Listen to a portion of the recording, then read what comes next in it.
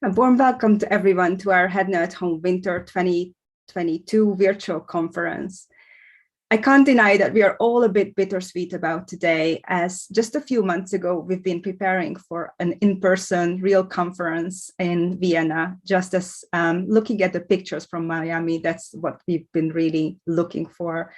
But as so many times in the past couple weeks, months, and years now, plans changed again, and we are hosting today a virtual conference. And I'm trying to look at the silver lining. We are certainly much more global today than we could have been in person. As looking at the registrations, I have seen many colleagues, many of you joining from Asia Pacific and the Americas as well. So it's great to have you here today. It would have made such a difference to meet with all of the industry colleagues and friends finally, but we're convinced that a next opportunity is just a few months away this time. So for today, we prepared with a rich agenda, as always. We brought guests and topics that are in focus and in top of our minds in the industry. So to get us started, let me welcome Sebastian Lechner, the president of Hedna. Sebastian has been leading our association through these most challenging times since 2020, and he's joining us from Canada today. Due to our background, we don't see all the snow that's piled up behind, but welcome, Sebastian. I hand it over to you. And we're expecting another foot of snow in the next few days. Thank you, Sandra, and thank you to the entire conference team for putting together a great agenda and a great content. And a shout out to Ewald, our association management company, for providing logistical support and working the background on making this a reality. Today, as Sandra said, we should have been in Vienna, connecting, collaborating, networking, and enjoying plate-sized veal schnitzels. But in true fashion, today is also Chinese, I guess, New Year. So happy Year of the Tiger. I was born a tiger myself. Supposedly, this is a year of great changes to myself and everyone that is born in the year of the tiger. I can only imagine what that means. Luckily, I don't trust horoscopes. But anyway, let's get right into it. I want to share with you a couple of updates around Hedna and then turn it over to Sandra to continue with the program. A huge shout out go to two board members that are retiring from the Hedna board. One is Nadine. She's been our treasurer and longtime board member for some time now. She's retiring from the board. She's done amazing work, both as a treasurer, but also leading efforts around content distribution. And I will very much miss her. So thank you for all the things that you've done, Nadine. Also retiring from the board is our conference extraordinaire, Ian, that has been leading, I guess, our conference planning and conference execution for a few years now, bringing Hedna conferences to a new height and a new level. I know he likes to be in the background, typically near the AV and sort of administrating, the production of the event. But I want to put the spotlight on you and all the things that you've accomplished. Thank you so much for all you've done for Hedna, and really appreciate both their contribution to the associations. With their retirements, we have new members that we're welcoming to the board. First of all, Philippe Garnier. He's the Vice President of Omnichannel Commerce at Intercontinental Hotel Group. Welcome, Philippe, as well as Daniel Conti. He's the Director of Channel Accounts at SiteMinder. Both congratulations of joining the Hedna board. A few members have been re-elected, and you'll see the entirety of the board updated later this week on our hedna.org website. Yesterday, the board convened and elected a new treasurer. So congratulations to Ben Thomas. He's the Chief Commercial Officer at Penta Hotels. He is now officially the treasurer of Hedna and is joining our executive committee. So congratulations there. Later in the program, you will hear about all the accomplishments of the working groups and the pillars. Quick shout out to the entire team putting the content together for a little bit later today. We have 4 strategic pillars. They are content distribution, connectivity, revenue optimization, and payments.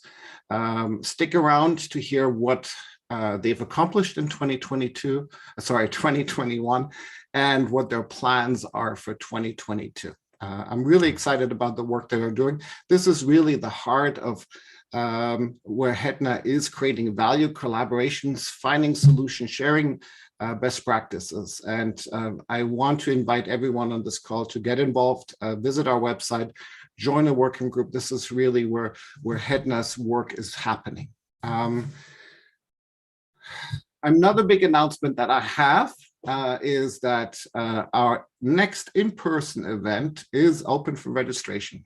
We will be going to Atlanta on between May 23rd and May 25th. I'm really looking forward to seeing everyone here in person and no longer through a screen. Our Miami conference back in October was a huge success, and I'm looking forward to seeing everyone of the Hedna community in May of 2022. Throughout 2021, we've also launched our new 365-day application. It's called Hedna 365. We are enhancing that content. We are moving our working groups and pillars into this application, allowing all the connection points, collaboration, networking to happen through the application. I invite you to discover it, download it, and make sure that you are fully registered and active in this fantastic collaboration and networking tool. Last but not least, Hedna would not be possible with the support of our, sponsors. And I want to highlight the few that are providing us annual conference support or annual support: Planet, Adyen, XanderPay, and SiteMinder. They've contributed and are actively participating in all conferences that Hedna is organizing. A big shout out to them, and because it really allows us to do the programming and the support of our Hedna community. And with that, thank you so much for joining us today. I'd like to return it back to Sandra and to our programming. Thank you. Thank you very much, Sebastian. It's great news to hear about our coming conference in Atlanta. It keeps us all very excited as we started to look into the program and organize that. So I hope we will see many of you there soon. So then moving on to today's first panel, we will put our commercial hats on and get a sneak peek into the challenges of a few commercial leaders from Penta Hotels, Citizen M, and NH Hotels. Chinmay from our Hedna board has invited Ben, Leonard, and Fernando to talk about such topics as what is the new optimal commercial mix, if there is such thing at the moment, how commercial organizations have changed as a result of the pandemic, and how profitability looks like in today's world. Thank you very much. I'll pass it on to Chinmay and the panel to hear all the updates they have for us today. Thank you so much, Sandra. Good morning, good afternoon, good evening, everyone. Great to be at Hedna at Home once again. I'm very excited to moderate this panel with 3 leading industry executives. All of them are chief commercial officers in their respective organizations. And this is really an international panel. I'm based in Dallas, Ben is based in London, Leonard in Amsterdam, and Fernando in Madrid. Welcome. Thank you. Great. So, so the chief commercial officer role is like a very heavy title, and whenever the organization revenue goes up or down, I think that's the first role that gets on the dartboard.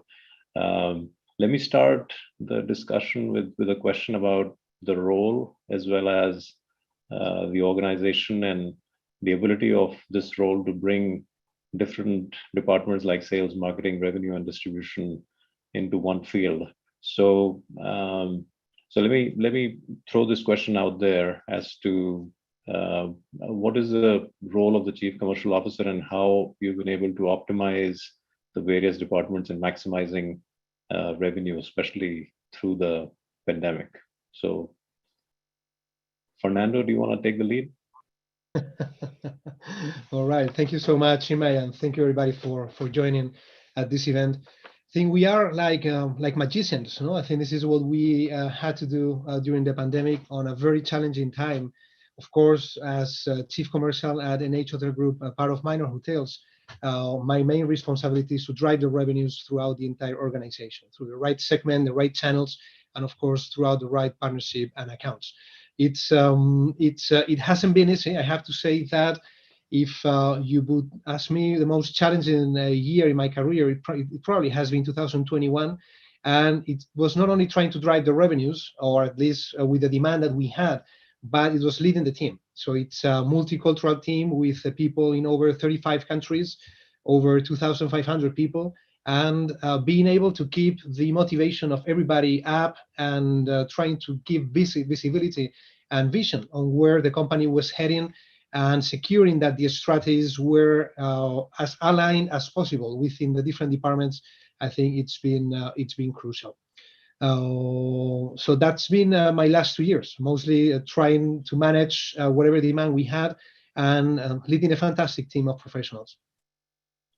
Thank you. Have any of you done anything differently in terms of aligning the goals of the various departments, and any success stories? I think we did at Pented started to look more about the profitability segment rather than just top line. And I think that became so important for us to really analyze how much the true profitability of each channel was, but also what each type of business was bringing us, rather than just look at top line. I think in terms of the relationship, we were probably all helped somewhat because we didn't have times where you had really constrained demand during the pandemic. Obviously, we had occupancy and space available. So you had less of those arguments that you probably used to have in the hotels or within the organization, where sales want to put a particular client in on one day, but the revenue manager won't offer the rate. We had kind of, in some ways, the pandemic brought us closer together because everyone was after the same goal. How do we make sure we try and optimize the profitability more than just top line? So in some ways, it helped us. Thank you. Those are some great points there. All of you have distinct properties and in varying geographies. So in terms of the industry recovery, any high-level thoughts on what you're noticing in the market right now? It could be a segment or a channel. And if you were to index your performance compared to a normal year pre-pandemic, where do you think you are right now, and when do you think we'll reach 100%? A lot of questions. Will I take that, Chimay? Sure. Yeah, so I think in terms of what's going well, I think we've seen until, well, I would say maybe 45 days ago that things were getting back to normal a little bit. I also think that in the last 2 years, the pressure has been off a little bit as an owner operator, because what can you do if there's no business to be brought in? Then it's not about making your forecast by plus or minus 1% anymore. It's about getting in what you can get in and not doing any damage to your long-term revenue capabilities, of course. So we've always taken a long-term view. We haven't changed the purpose of our properties, but we've also been, I think, with our company operating now 24 hotels. We opened 9 during the pandemic in all the global, metropolitans of the world. We thought that the cruise industry was probably in a worse position when the pandemic started, but then we quickly found out that people don't mind going on a cruise, but business travel was still restrained. So whatever you read in the news, we see back in our numbers. So Omicron concerns, Facebook announcing return to office only in April. It straight away takes people off the road that were supposed to go back on the road. So I think there's entrepreneurial business travel. We started to see that come back. I've traveled myself again in the last quarter at least 6-7 times, including crossing continents. But what we really are waiting for as an industry, and especially us being dependent on international business travelers, is the restrictions for travel to go. Each country lifts their own restrictions, but forget, that this virus also, crosses borders just like it goes in the country. So that needs to go for us to be able to go to Hedna conferences again and organize these things with full confidence.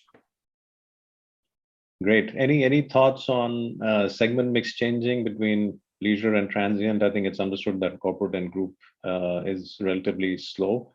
And in terms of percentage of business coming back, either current or forecast, when do we reach 100%? Any forecasts from the team? We If you allow believe me, Go ahead. Oh, sorry.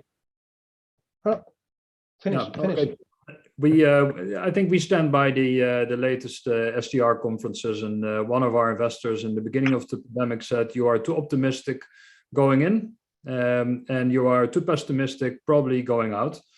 So we're pretty happy to see that these forecasts have been upgraded, and I think we'll be trading at 90% of 2019 by the end of the year. Okay, that's great. Fernando? Yeah, I guess we are looking at similar similar trends, and it's not easy because now we are coming back, and we are seeing some of the markets recovering faster than others. In our case, as a global company, we see some of our hotels in Latin America, for example, in Colombia, where we are outperforming 2019 numbers, even since the last 4 months. So it's been extraordinary for us to have hotels there. And we have seen Spain being quite resilient, as Lechner was saying, in regards to the small and medium accounts and those entrepreneurs that they had to travel whatever happened because the business was still running. So they had to travel. So for us, Spain has been one of the markets that has been more resilient. Again, I insist. And then we have other leisure destinations such as Amsterdam, Rome, Venice, Florence, even Berlin, that have shown a weaker demand based on the international feeder markets. Now, we are very optimistic. We are seeing quite strong on the books already from the month of May onwards. And we do believe that the demand, it's going to come back very fast as soon as we leave Omicron behind. And we have all these antivirals again, together with the vaccination process coming to most of the countries. So restrictions, we understand, are going to be lifted pretty fast, mostly in March, most of the European countries, and in Latin America and the US. And then from there, I think we're going to see a very strong recovery with some of our budgets, but we are being very optimistic. But some of our budgets for the fourth quarter, they even show that we will be able to over-deliver numbers from 2019. Okay, that's great to hear. So very similar to Leonard, I think you think that we should reach 90-95% of pre-pandemic levels by the end of the year. Yeah, it's going to depend on the destination. So we are going to see those destinations which rely more on the domestic traveler recovering faster. But then the international long-haul markets, for sure, we are counting on them from the third quarter of the year. Great. Ben, anything to add? Which markets are doing better for you versus others? Yeah, we obviously see domestic travel still being king, and that will continue to be. So interesting. We actually see an uplift in March versus we do in February. So we have a higher volume on the books for March than we enter February into. But I think exactly the same as the other two guys said. I think our aim is to be at 90% by Q4 as a minimum. I think the summer months are so unknown. We had a fantastic year last year because of the domestic travel. And we wait to see whether international travel will kickstart again and to what happens for our summer months. But I would say the same sort of message. We thought that quarter one would be weak. It's actually probably going to be weaker than we first expected. However, I expect that Q2 and Q3 will be stronger than we'd also first anticipated. So I think over the course of the year, we'll be where we expect to be, around about 90%. Great. No, that's very encouraging. One theme that we've been discussing within the industry circles is the whole thought about forecasting and reforecasting, and the concept of budgeting 12 months out and then tossing it out of the window because the trends keep changing, and it all boils down to consumer trends and how the consumers are booking differently, shopping differently. So any thoughts from this panel on how you have realigned yourself and the teams to get closer and to the forecasting process and the optimizing process? I think forecast and accuracy kind of went out of the window in 2020, and it's never yet to return. Really, I think we strongly encourage with our own in companies to really kind of present a business case or a business plan, which is a 2-year plan as opposed to a budget or a forecast. We then work in 3-month increments only. So we will give projections for 2 years as an overall target to achieve of top line and bottom line EBITDA. but not really any further detail than that. I mean, when you go into that in 3-month segments, and even then, we're still seeing it's so volatile, even within that 3-month period. You know, the days I think Leonard mentioned earlier of kind of 3%, 2%, 1% variance of those days are still, I think, some way away from us in some of our regions. Great. One more question that has come up is typically when there is so much of uncertainty, then the customers, they go more towards a brand because there is a certainty of the brand experience and the even in terms of, you know, health and hygiene, etc. What have you noticed in terms of brand direct business compared to third party or intermediaries? Any trends at your organizations? Leonard, do you want to take that? Yeah, no problem. Yeah, I think that brand versus independent, yeah, there will be some public numbers out there, and maybe Fernando can comment on that later. I think from a direct distribution perspective, I think a couple of things happened during the pandemic. We all became loyal to this small entrepreneur around the corner. We've seen a lot of solidarity. And I think that we're also starting to see that back in our numbers. You know, people still have a lot of uncertainty. If you travel next week, you don't know yet if you're really going to travel or if you're going to get a call from the school that, you know, the classes are back at home and you need to take care of the kids and cancel the trip. And one of the things that we found during the early stages of the pandemic is that our customer service department stayed up and managed pretty well. Where we used to get maybe for every 4 reservations, 1 call. At the moment, we are at 1.25 per reservation. So there's a lot of contact. And we've also been using customer service as a way to differentiate from, you know, in the direct channel. And people have been favoring, you know, the direct channel massively compared to pre-pandemic.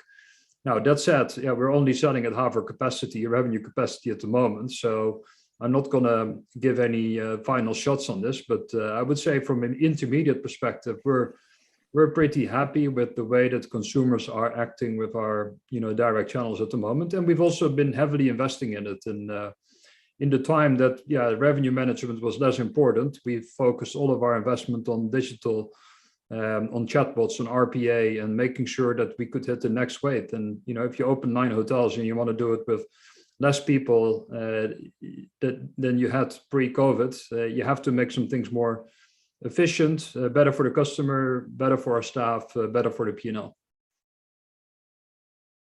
Great. So talking about RPA and the use of technology in making life easier, and a quick shout out for all the attendees as well. I mean, this is an interactive session, so please feel free to ask questions through the chat and I'll be able to weave them into the discussion.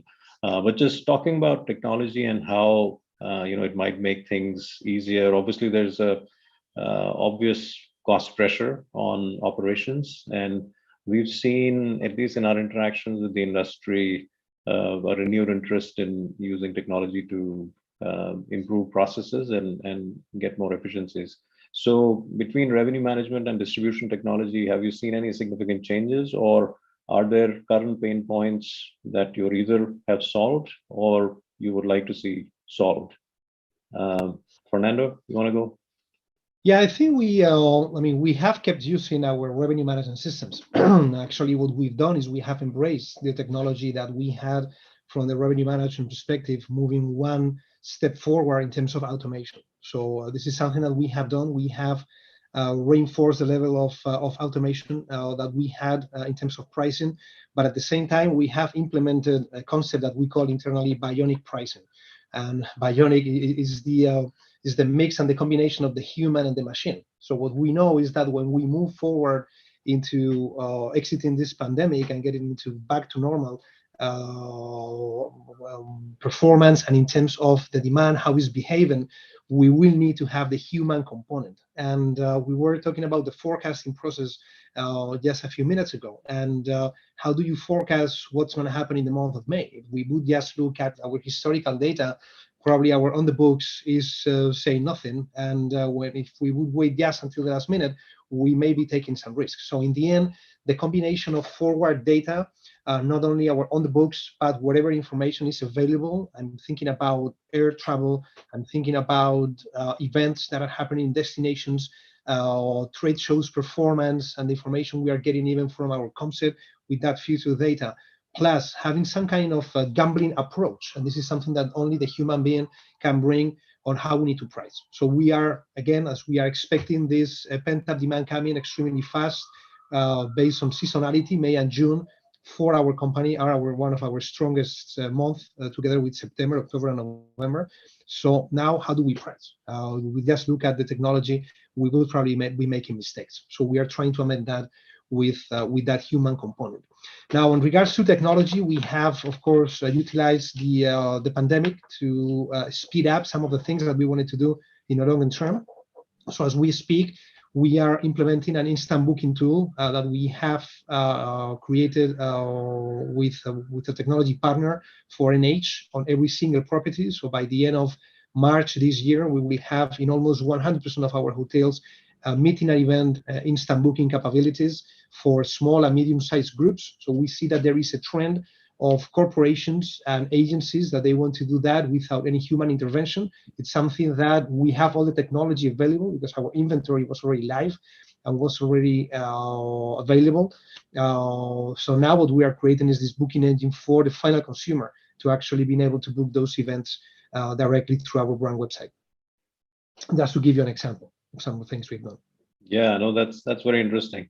I think one thing that the industry is doing better is overall pricing, because I think in the historic downturns, it has been a race to the bottom in terms of pricing. And I think everybody understands that below a certain price, you can't really influence demand. Leonard, you and I were catching up on some best practices that you saw in your New York market. So any thoughts on what was successful for you in that market? Well, I think you're naming the worst hotel market ever. I mean, I've been advocating this publicly for years on my LinkedIn. I should go back and look at these, price graphs going down actually towards the arrival date. And I still think to some extent that's happening in New York. Hotels will dump prices from $400 to $100 for the day within 2 days without being ashamed. But yeah, I mean, it's what Fernando said. At some point, you don't know, but you have a gut feeling that at some point borders are going to open up and people are going to be done with it.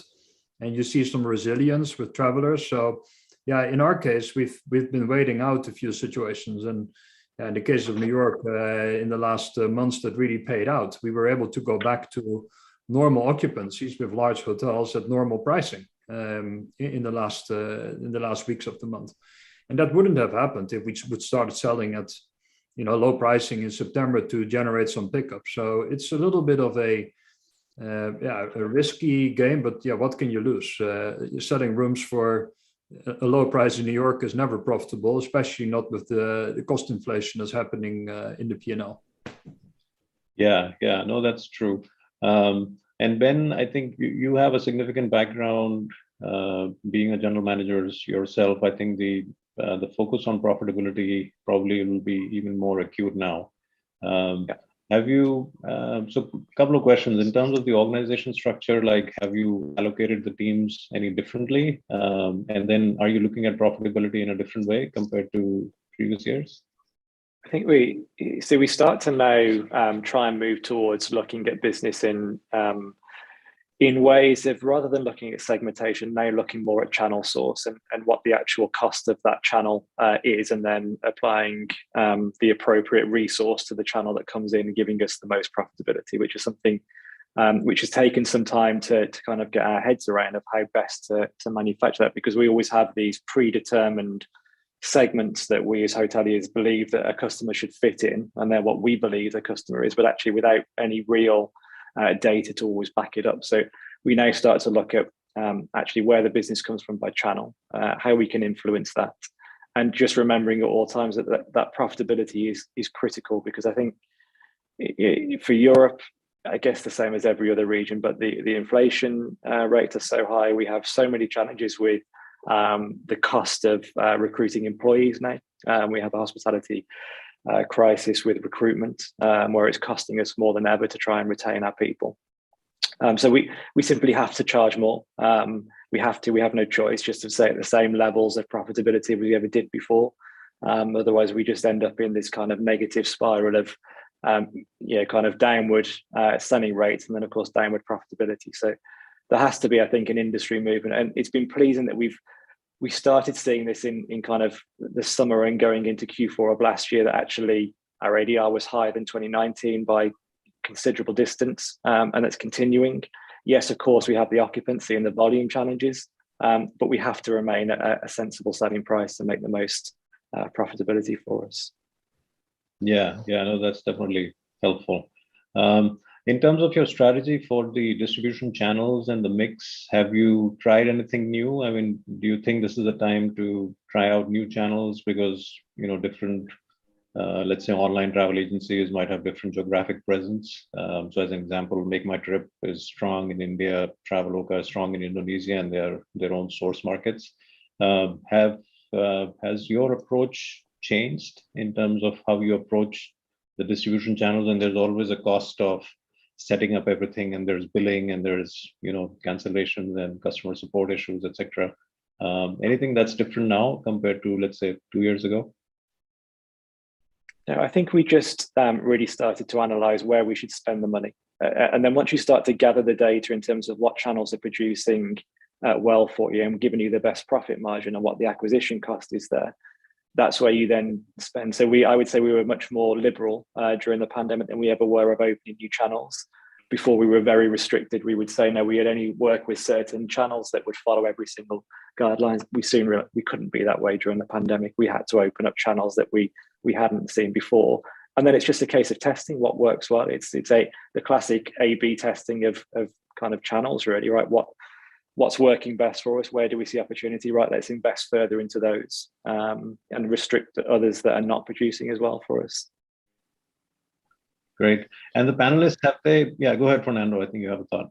Well, I wanted to say that one of the shifts that we've made and strategic decisions in terms of distribution has been moving from a diversification distribution strategy more into a concentration strategy. We're trying to secure the right partnerships, and then not only control your onward distribution, but strengthen the partnerships that we have, instead of diluting all those efforts into many different partners. So this is one of the things that we have made some strategic choices. So far is working quite well.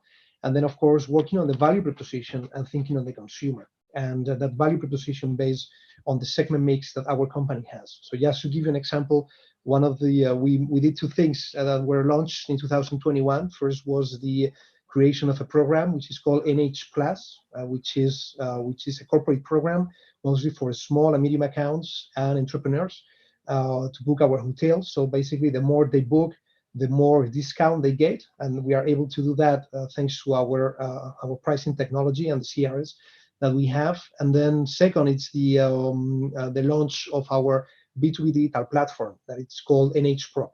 So in the end, what we're trying to do is we're trying to give a solution and a great value proposition first to the meeting planner. Now with the instant booking tool, we will be able to cover that even further. Then for the corporate travel with the NH Plus program, and then for the agencies with your agency space, which is with the platform that we are using today, and NH Pro for the agencies to book our properties, and in this case, directly to our brand website. Yeah, no, I think those are great ideas. That actually leads me to another question about new emerging business models. And I think the industry is seeing a few new things. I think Hopper is becoming pretty active in terms of downloads and the customers who are utilizing Hopper to book travel.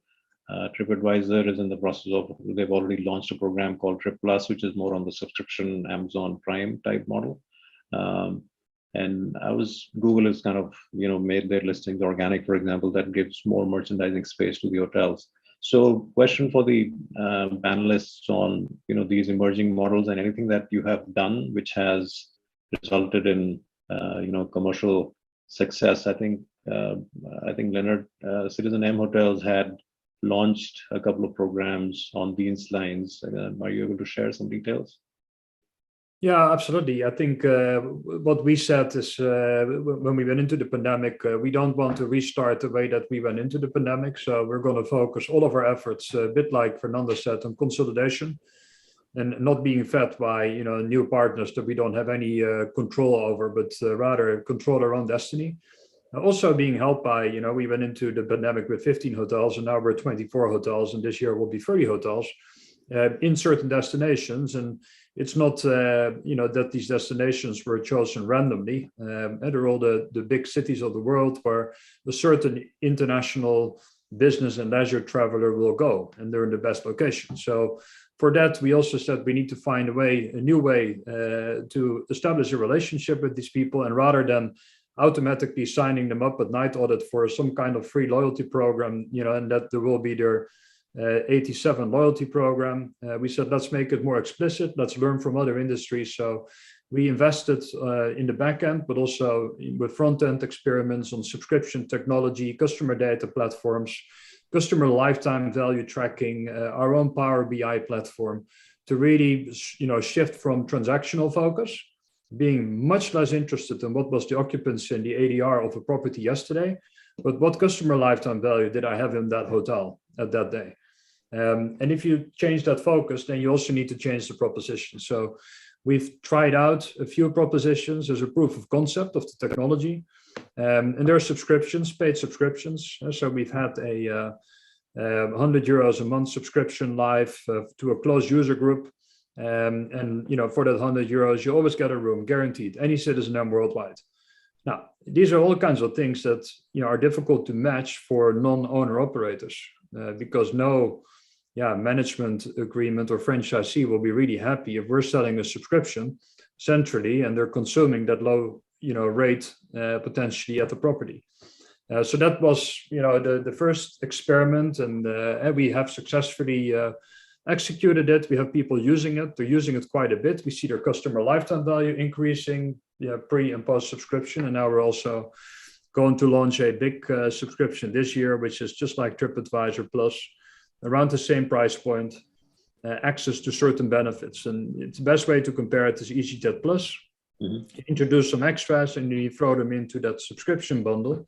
And then, you create the same kind of lock-in effect that Amazon has created with Prime, of course, on a much smaller level, but you have to start somewhere. And we really invested the last 2 years on not focusing on all the, let's say the distribution side, not on the transactional side, but really focusing on the customer side. Yeah, no, those are great points. One thing that we've been discussing within the Hedna work groups is the concept of attribute-based selling, and the whole idea that the room rate products can be, broken into multiple points, and similar to some work that's also happening in the airline industry, that every customer might have a preference in what they choose and how they choose. And it definitely has an impact on revenue management because of pricing multiple products, as well as revenue management software and the distribution pipes. But I just want to hear from this panel on what their thoughts are about, are we complicating it too much, or is this something which has value and maybe you're already seeing some benefit? Leonard, do you want to start? And I know Fernando and Ben have some thoughts too. Yeah, I think that the state where we entered this, Citizen M is a one room type property, right? So we're not hindered by room types, and we never wanted to sell our room types, but then you want to sell that Tower of London view because people ask for it. How do you set it up in your current systems? And the frustrations, and this is actually how our company got started, on the frustrations of a group of people with the current hospitality landscape. And again, there we decided to fare our own course, and we managed to get attribute-based selling on the front end sorted out. And then what you see is that the next thing is that you create tech debt. There's all kinds of workarounds, and then your CIO in the next round of technology investments is going to look for a system that is going to allow all this tech debt to be replaced by a structural solution. So that's where we currently are. We created a lot of tech debt that is working. We are selling late checkouts. We're going to come up with some other attributes that we want to add on top of views and all these kind of extras that come after you decided to purchase the room. And we really want to take it away from this room type selling into attribute-based selling. So if you start any streams on it or if you focus it, I would say that's time well spent. Because it might also be one of the reasons that people use citizenm.com. You can only book certain things at our website, because we have not been able to distribute properly to other systems. Yeah, no, those are good points. Fernando and Ben, any thoughts? I mean, would you agree with the logic that giving the customer more choice makes sense, and this also might give you an edge on direct channels? Would you agree, or you have other thoughts? I think from my side, I fully agree. We're really trying to embrace any form of attribute base. I think but on the proviso that the consumer also has the option of, I just want to book a room as quick as possible, and that we're kind of working on a remit to say, well, how can we get the consumer from the booking funnel to the end as quick as possible with at least number of clicks. I actually see a big opportunity to start with an attribute based on the pre-stay arrival communication. I think that's where you can really start to make some impact there, because it's the consumer can then choose at their own stage. But we have to have also platforms ready to come along with us on this journey, and also PMS providers, etc., able to follow us through, because it can't be that I can book and pay for my airline seat and pay a premium to do so, but yet there's only a handful of technology providers that can do that for the hospitality industry. I think we have some way to catch up yet. Yeah. No, that's true. So I know we're coming up on time. I have a couple of more important questions that I wanted to cover. I think all of you are also responsible for things like spending commercial funds on OTA travel ads or meta search marketing, etc., or top of the funnel. So have you increased that spend, on a relative basis as a percentage of overall revenue? And I mean, have you seen any early success in terms of spend on social media or meta search marketing, etc.? Is there a renewed focus there, or it's pretty much similar to what you were doing earlier? For us, we increased with an aim of trying to drive traffic, and we were successful in doing so. But I think it was really going back to my point about looking at what your acquisition costs and deciding where to spend your money. So we didn't necessarily spend more. We just moved it from the direct sales and marketing cost that we used to have, where we used to entertain corporate clients, etc., and just moved it into the channels where we saw the biggest opportunity to win customers, because it was clear that the direct B2B sales prospect was not going to happen while corporate travel was so low. So we just moved the funds into different areas. Yeah, I think that's interesting. What we've seen is that there's a very clear focus on ROI-driven spend. So unless there's a very good reason, I think it's the companies are taking a very pragmatic approach. But at the same time, if a formula works, then we've seen similar trends that the hotels are definitely spending money in this area. Yeah, I fully agree, Tim. We've been doing this actually from day one. We call it distribution costs rather than travel agency commissions, and we try to consolidate all the cost of acquisition in one line item for management reporting, and it allows us as well to shift. And one of the investments we've been making is a lot of time with our revenue management system on coming up with net revenue after distribution costs. And yeah, we've implemented that, and we've moved a lot of money from, let's say, the OTA bucket into the brand awareness bucket. And we were one of the first brands that was spending money on big advertising campaigns in the US already in September last year. And that was all the money that was made available because people started to book direct. And you can shift some of these things, but it's very difficult in a normal hotel P&L to really find out, especially if it's a branded hotel, what's your cost of acquisition, because it doesn't stop at GOP. There's even below GOP things that you could consider cost of acquisition. And so my tip for the audience would be to centralize cost of distribution and make one person responsible for it. That's why we have now chief commercial officers, because they're not just responsible for sales or for revenue management or for e-commerce, but they need to control net revenue. Yeah, no, absolutely. I think one interesting theme that has come up is just that whole metric-driven spend. And in certain cases, in certain geographies, some of our hotel partners have seen that sometimes spending money on OTA travel ads actually gives a better return just because of the quality of the customer or the segment mix or the source market. So I think the overall answer is that for a healthy mix, I think you need to quantify all efforts, like Leonard mentioned, so that we can review the ROI and spend accordingly. We're nearly up on our time. One question that I've been dying to ask, and I'm going to put all of you on the spot, and I've done this in the past as well. If you have a certain amount of money to spend, let's call it 5,000 euros, and you were to invest in the stock market, and you have 4 options. One is a hotel stock, so hotel chains. The other one is the OTA category. The third one is technology companies. And the fourth one is the general, index-based funds. What would be your first reference for this year? And I'm going to come back and see how these performed. But Ben, where would you put your money in terms of the recovery and growth? It makes it sound like I'm sitting on the fence, but I think that the 3 of them are interlinked. I think that the hotel is so reliant upon the OTA business, which is then in turn reliant upon other channels. So you have to have the technology in order to make the most effective revenue. I think hotels, to me, will always have a part to play. You go back 150 years and think of the classical hospitality industry, there will always be a business there. So with my heart, I would say hotels. Okay. I mean, it could be a 25% across the board as well, but I hear that you lean more towards the hotels. I can see that. Leonard?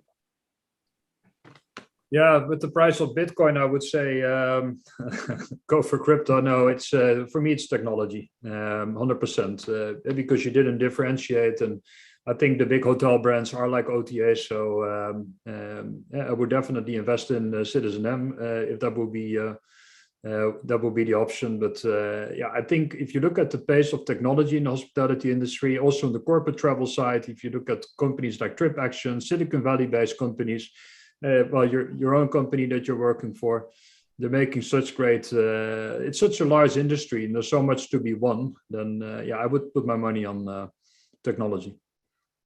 Thank you. Fernando, any thoughts and percentage spend? I would absolutely invest all those funds on Tinder. I'm just kidding. Well, I hope I do not go into any travel as an H Hotel Group is a listed company, but I would definitely like, and I understand from the objective perspective, Leonard, where technology and the way you value corporations from the technology perspective has nothing to do with tangible funds. But I like things I can touch. I like things I can understand. And what I do understand is the hotel business. So for sure, I would invest in hotels. I think we're going to come out of this crisis stronger than ever, and again, very fast. So I do believe that the potential that any hotel company has in terms of growth is infinite, and therefore I would put my money there. And of course, I would put my money on NH. Thank you. I think all great answers. I think the bottom line is that travel will definitely rebound, and I think we're up on time. So on behalf of Hedna and all the attendees, a big thank you to all the panelists. And I'll hand it over back to Sandra. Thank you. Thank you. Thank you, guys. Thank you so much for all of you. I can't resist the question, Chinmay. Where would you put your money? I'm also, just like Leonard, biased on technology, but I would probably put it in all those 3 categories because I'm a big believer in travel. Thank you for sharing your opinion.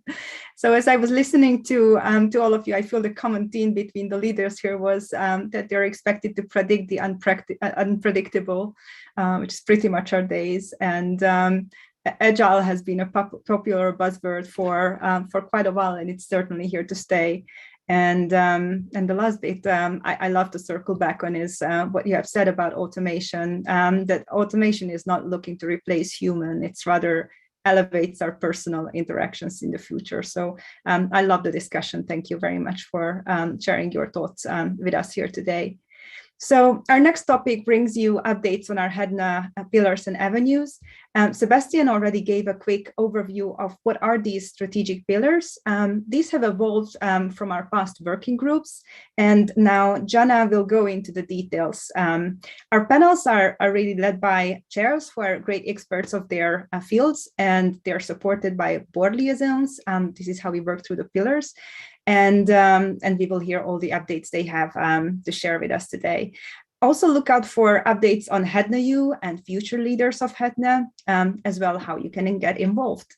Over to you, Jana.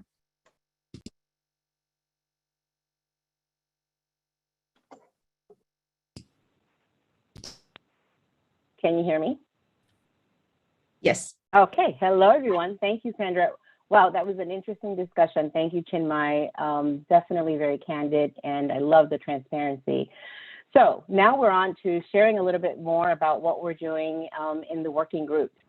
I will say this. We had a successful conference in Miami last year. So many of us really expressed the need for more collaboration, story sharing, best practices, lessons learned. And I think more importantly, we all had a new sense of appreciation for so many things, including our industry colleagues and the fellowship that we bring. I will say that the value of this association was at the center of our conference, understanding that we come together to do all of those things. So having said this, I want to take the next hour or so to have our leaders of the different working groups that we have share the headlines of the working group that you're heading.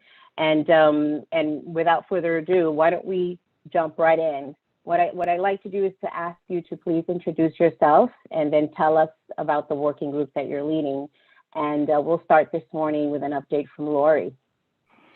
Hi, I'm Lori Gablehouse. I'm the head of travel solutions at Worldline, formerly Ingenico ePayments. And my role here has been for several years to be a part of the Hedna working groups around payments, and specifically have co-chaired the guest-centric payments working group. And that has been for the last 4-ish years, I will say. I can't remember. I'm getting old. Awesome. So, what would you say the objectives of the working group have been, and have they changed since the pandemic? Yeah, I think our goals originally were around understanding the best practices. What would be the best practices for payments in the hospitality industry? And of course, we jumped right in with both feet and found several. And there were ended up splitting the groups into different B2C versus B2B versus commission. So we split up into several groups to figure out what we could do to advise the industry on what we thought was the best practice for that specific type of payment. Over time, we've figured it out, I think, on many fronts. What we didn't know, we've put into a framework, especially on the B2B, B2C side. We worked with a group at HTNG to help publish a kind of a technical specification for how you can move money, at least the instructions around it, from A to Z, from the consumer, wherever they are, to the property. And for us, the Open Payments Alliance was a center of that. Our guest-centric working group was, there was a lot of overlap, as you can imagine, with consumer and B2B. So in the end, during the pandemic last year, we published our APIs. So we are very happily done with that phase of what we started out to do. So we do feel we delivered and accomplished our original, what we wanted to do in the beginning. And where we set in Miami was, we feel we're now at the point where the technology is supportive of pretty much any decision. I mean, obviously there's always something you don't know, but we feel it's time to really bring all the groups together into one, and to educate the world at the different hotels. The hospitality industry has had I would say, an awakening a bit from COVID around what needs to happen. If anything, COVID has helped us understand that where the money is very important. And that changes depending on how you're getting that booking, right? So that is where we're at. We're at a point where we want to get more people involved from the industry who can ask us questions about how, if I want to create a payment strategy, or I want to evolve an existing strategy, how do I do that? And we can show you based on what we've learned and the technical framework that we've created around the new payment manager, how we think you can do that and how that is a more scalable future for the industry if you invest now. I love the previous working group saying, well, if I was going to spend money, I'd spend it on technology. Well, here's your opportunity. Here's your opportunity to do that. And I think each of us have figured out that the frictionless, the idea of getting as much done prior to arrival at the property, money should be at the forefront of that strategy, because obviously all of your marketing, all of these good things you're doing at the property, if you can pre-sell those and prepay a lot of that, then you've really probably done your 85-90% rule effectively. You've been able to do that effectively. And I think the efficiency from all of what we've discussed over the years, and again, the technical framework that we've put in place really makes this an opportunity for everybody now. So we'd like to know what you want to know by asking us a lot of questions and getting more involved with our working group now. That's excellent. Thank you, Lori. I think that you brought up a lot of good points.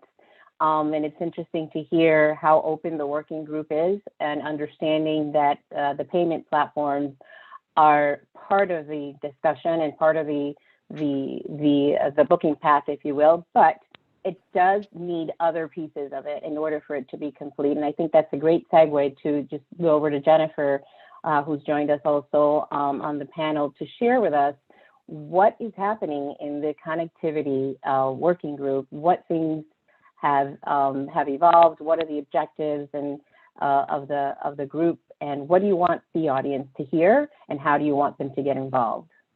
Great. Thank you, Gianna. Hello, everybody. Jen Camerata here. I'm with Marriott International, Senior Director of IT, Reservation Transformation and Distribution. So lucky to also be part of the connectivity pillar working group as the board liaison. This group pillar is not new. It's been around for a while. It's been doing amazing work over the past many years. It most recently a white paper focusing on attribute-based pricing, which is all dear to our hearts, I know. What we're really focusing on, and I think it's a great opportunity to join the working group if connectivity is your passion, which hopefully it is for many of us. But really looking at what are the pain points of the industry, and unfortunately there are many of them that we still deal with on a daily basis. So really trying to focus on identifying what those items are. We had some really great feedback in Miami. Unfortunately, I was unable to attend, but I've seen the feedback and it's fabulous in regards to what are those pain points, or what are the things that we should as an organization be focusing on the connectivity front. Many of those things we're working on right now to create our new charter. So our charter needs to be updated. It hasn't been updated in a while. So we're focusing our efforts on creating a draft currently, which we will have within the next few weeks. And we'd love to have as many participants involved in the working group so that we can get feedback on, are we focusing on the right things for the industry and for the organization. Again, we could take, do white papers. That's something that takes a long time. And it also it's a lot of like boiling the ocean. It's a lot of content. So what we're trying to focus on is what are the I guess I'm gonna say smaller items, but they're all big. But what are the items that we could tackle and bite off little pieces to get to that big win? As we all know, it'd be great to be able to resolve things very quickly. That's not, if we could, then we wouldn't be here having these working groups. So the goal is really to identify what are those key points, start tackling them, working as a group, focusing on the hotel side as well as the distributor side, and making sure that we're meeting all the needs of our constituents within the organization. So again, we're drafting our charter right now. If you would like to be involved, please you can reach out to myself, or I think we're going to have Gianna's going to share who to contact to be involved with some of the working groups. But really look forward to focusing on things that really are going to make our lives a little easier, which is always something nice, right? Absolutely. Thank you, Jennifer. And I think, you shared that the group has looked at, when you look at connectivity, what are the pieces that we can, tackle first and just try to progress, right? Taking small bites as opposed to trying to take the entire ocean, which I know historically we've been known to try to solve, just as an industry, right? To try to solve the bigger picture, and instead the approach that I think the working group is taking of taking it in pieces and just kind of be successful, drive one success at a time, sounds very interesting and doable. We do need to have, the community get involved and help out with just collaboration and creativity as we're looking at, new ways and new pieces of technology and providers that are coming into the system, into the ecosystem, if you will. So that was great, Jennifer. Thank you for that update. I think that it really does make sense for us to, having covered connectivity, to move to Fred and ask Fred for an update on what is happening in the content space. And has there been co-collaboration with the connectivity team? How is the working group thinking about content in general? Thank you. So hello, everybody. Fred Bean, founder and CEO of Hotelport. From chilly Miami today, it's only 70 degrees, so feel sorry for us. The connectivity, I think one of the things that came out of Miami was that it was pretty clear that the content distribution model was, we said broken, maybe it's fractured, there were some challenges with it. What we've been doing as a part of the content pillar that I really like is that, very similar to what Jen said, we did look at boiling the ocean in the past with some of the white papers and things that we did. And we all started talking about, well, since we talked about Miami, everything's broken, how do we fix it? What are the pain points? Where do we start? So I think if there was a headline that comes out of the content pillar, it would be back to basics, because we went back to the question of what the heck are we selling? So, and how are we selling it? And where are the issues there? So we settled on the fact that we know that we can't do everything at once. So we're going to start with, and very much in line with what the connectivity pillar is doing and distribution and the others, we're starting with one particular area, and that is room types. And we started to look at where are the issues on the hotel websites, the distribution channels with room types and selling them. One of the things we focused on initially was, in many instances, apparently, the actual name of the room type that is being sold isn't even being distributed. And as many of us did the whole, no, that's not true. There's no way that could be possible. And we were sharing messages and doing some things. So I think one of the things that came out of it is that we have to get back to the blocking and tackling of selling rooms online, since that is primarily what we're selling. That also has an impact on defining attribute-based selling going forward, and also has an impact on how things are going to be distributed, what fields are being passed, and understanding whether or not they're actually getting to where we expect them to be in the form and fashion that we expect them to be there. So there is cross-collaboration between not only the work groups at Hedna, but also with HTMG, with the optimization for lodging content. All of those will go together, and even working with the attribute-based selling, because you have to have those defined attributes to understand what's an attribute versus an amenity, how are we going to distribute it, how are we going to price it and sell it, all of that fun stuff. So when I say that it all starts with the hotel, that's what I mean, that the content has to be defined. It has to be pushed in such a model that it can be utilized and distributed. And then, of course, we have to make sure that it gets to the endpoint in a complete format that the customer understands what they're buying. And so that's kind of where we're focused right now. We'll be creating a best practice process, and thanks to some of the team members already that have volunteered, we have the beginnings of a process in place for a hotel chain or CRS to say, okay, what information am I sending from a distribution perspective, and is it getting there? What fields do I have that aren't being fed by the systems, and where there's an opportunity to improve or optimize that information so that we can increase conversion, drive more revenue, and do all the other initiatives that we're looking to do. Is that enough?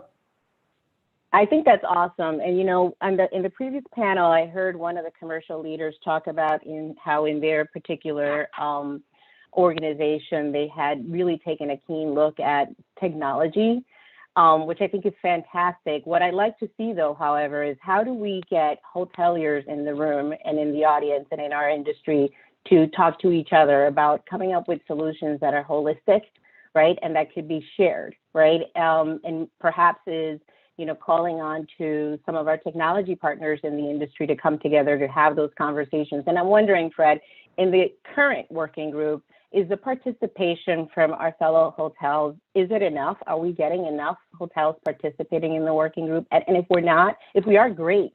But if we're not, I would love for you to use this platform to share and call on to the hotels that are listening, and get them excited about joining and holding hands and get to work on how we can make content better.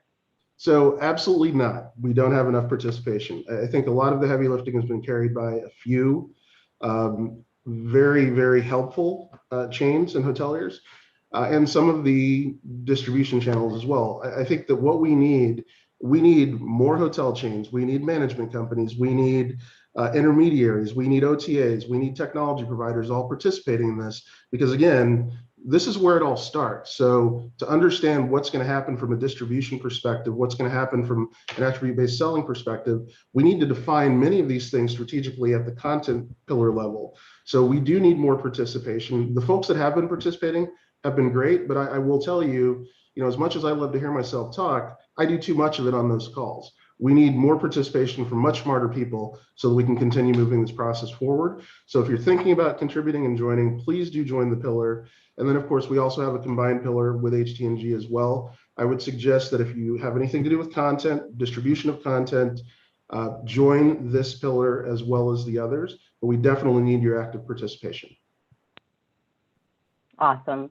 Thank you, Fred. I think that, you know, once we get all the content in line, right, and we are able to solution and solve for those issues, I think the next thing in everybody's mind is, okay, now what do we do?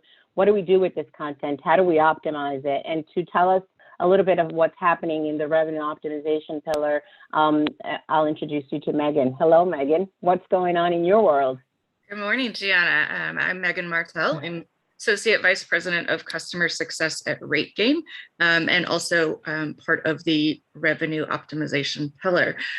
So we have decided to focus in 2022 on two main topics, which I think we'll start to see threads out of those as we emerge from COVID, and taking a look at what did we do right? What do we need to do better pre-COVID, during COVID, and again, as we emerge? And as Fred said, technology.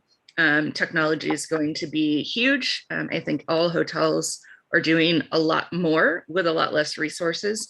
We hear that, I think, day in and day out, that hotels are struggling with resources. So one of the areas that we are going to focus on is how to best optimize and increase your revenue across all channels, be it GDS, OTA, Hotel Direct, Booking Engine, using technology.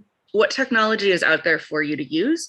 How do you best utilize it? And we're going to cover areas such as the revenue management systems, content management systems. Are you actively utilizing the data that you have to market to your guests?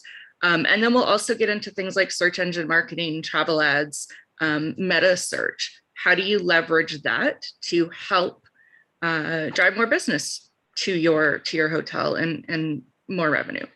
The other side of that, or the other piece that we plan on focusing on, is the cost of channel mix. So we all think about, oh, I know how much my channels cost. What is the true cost per channel and again, Booking Engine, GDS, OTA? How do you counter those costs? We know that GDS business is going to be important. We know OTA business is important, but they all come with a cost. So how do you counter that? And then what's the cost versus the return on your investment? Is it worth it? Is that one channel or that wholesaler worth it in the end to you? But what do those look like? And, you know, we'll go kind of tying it back into technology. What's the ROI on your revenue management system or your content management system? Is email marketing less or more effective than maybe text messaging? Who's your target base, and what's that ROI on that customer?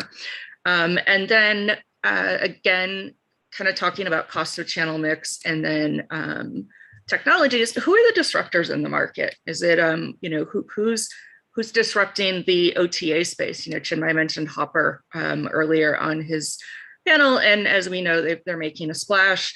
They've, you know, tons of downloads. We're starting to see ads, and they've got some great technology that kind of makes them a little bit different as an OTA. But then, who is booking engines? You know, who's innovating their booking engine? You know, what can I do in the GDS to really, you know, work with that? Who's, like I said, who's a disruptor, and how do I disrupt things? And so again, those are the two main topics that we'll be covering in 2022. But I expect that we'll see, you know, threads coming off of that in different areas as we explore some of those main topics. Thank you, Megan. And I think also from the previous panel, I thought it was interesting to hear how the strategies of distribution have changed from one to another. And they was kind of vastly different, right? Like one company is sharing how they become more concentrated versus another one is sharing how they've become more, you know, open to explore other channels and new channels. And I think that's super interesting. So I'm wondering, has the narrative of electronic distribution changed, right? We've heard them talk about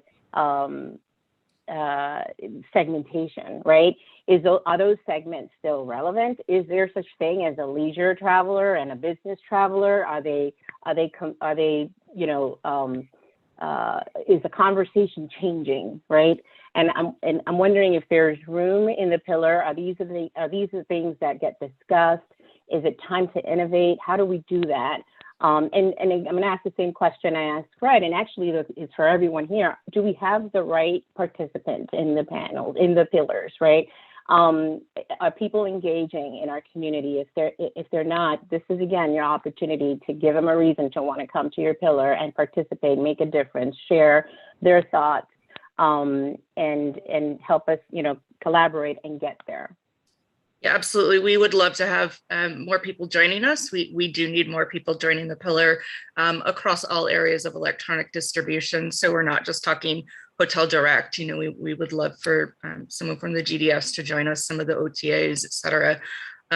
Even some of the technology partners would be, you know, would be great to get their input and their outlook. To answer your question, though, has the segmentation changed? Absolutely.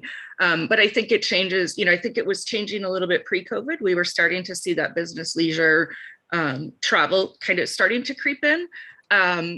And then, you know, obviously COVID happened, and now we're starting to see a lot more of that business leisure travel coming in with the remote workers. It's easier to bring your family along or to bring your significant other or what have you. So definitely seeing changes in the segments, and we will be addressing that as we start to go through the various channels.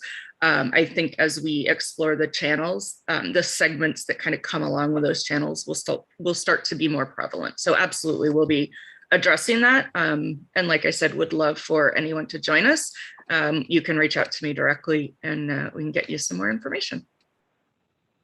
Awesome. That's great. Thank you, Megan, for that fantastic update. And so talking about innovation, talking about, you know, what's new, do we need to change the narrative? I think we need young leaders to come in and take charge and to tell us more about the charter that is happening within Hedna is Lisa. So Lisa, introduce yourself and please tell us what you guys are up to. Hey, Deanna, thanks so much for having me. Lisa Murphy here. I'm VP of Distribution at Shiji, and I'm co-chairing the Future Leaders of Hedna Group. So Yes, you're absolutely right. I am here to generate a little bit of excitement about this Future Leaders group.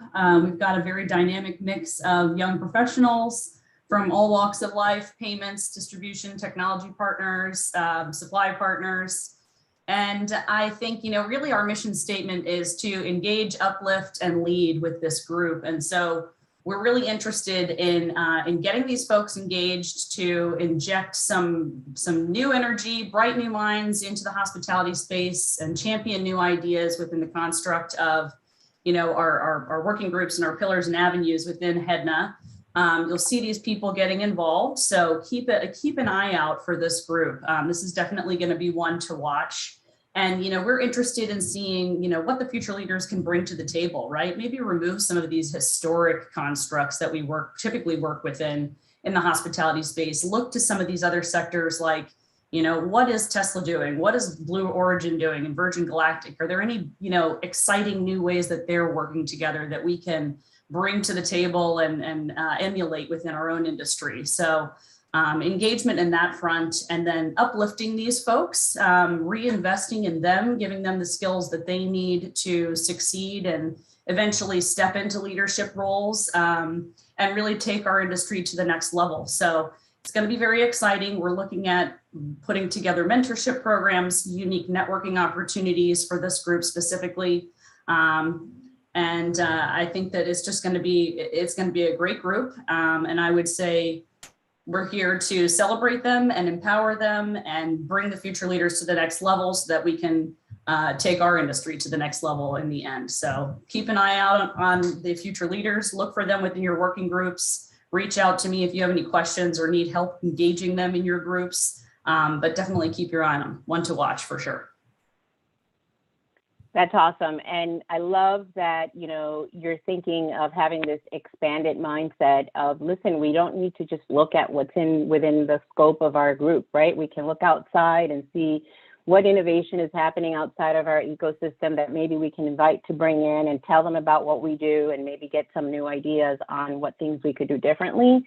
I think that's definitely the right approach. This is the right association. That is the right working group to help us get there. And I'm excited about it. And, maybe I can join too. I don't know, Lisa. Yes, absolutely. I will get you involved. Thanks for your interest. Yeah, we're really excited. It sounds like a really exciting group and a very exciting time at Hedna. And I would love to give Chris Murdoch the opportunity to tell us, talking about education, right? To tell us what's happening with Hedna U, what things do we need to hear, and what do you want to say to this group and to this audience that of the things that we're working on? Thanks, Gianna. Chris Murdoch. I'm the Director of Distribution Support and Strategy with Accor Hotels for the NCA region. It's great to hear what our pillars are up to, and that there's renewed interest in we're going to be moving forward with the action items and the different topics that they've discussed. One of the things that I'm happy to announce is that in Atlanta, we will be relaunching and reintroducing Hedna U as part of the conference. An aspect of this, obviously, as much as there have been changes in distribution strategy, there has also, and I'm sure we're all aware of this, have been significant changes in those who need to know about distribution, those who within every organization just over the past year, whether it's turnover or just a change in role, we see a lot of folks that are coming up that really need to have the education piece. So Hedna U's back on in Atlanta. We are changing it up a bit. We'll be offering 2 sessions, one for Hedna members, and we are also going to be offering a session for non-Hedna members, essentially looking at inviting local hoteliers, and for a nominal fee, they'll be able to participate in our Hedna U, one of our Hedna U courses for that day as well. in Atlanta, we will be offering our Distribution 101 course, so the introductory course. We're going to work on relaunching with a new name, but it will be basically, the evolution of distribution, the history, and the features within distribution at that introductory course. Another aspect of something that we're going to bring on board and after Atlanta is the relaunching of regional events as well. And along with these regional events, as has been in the past, Hedna U will be a piece of these. And so we'll be looking at scheduling regional events and Hedna U live in-person courses throughout the year, covering the West Coast, East Coast, and Central. So stay tuned for that. And we're really excited to be able to offer this up again and to meet in person and be able to go through these courses with you all.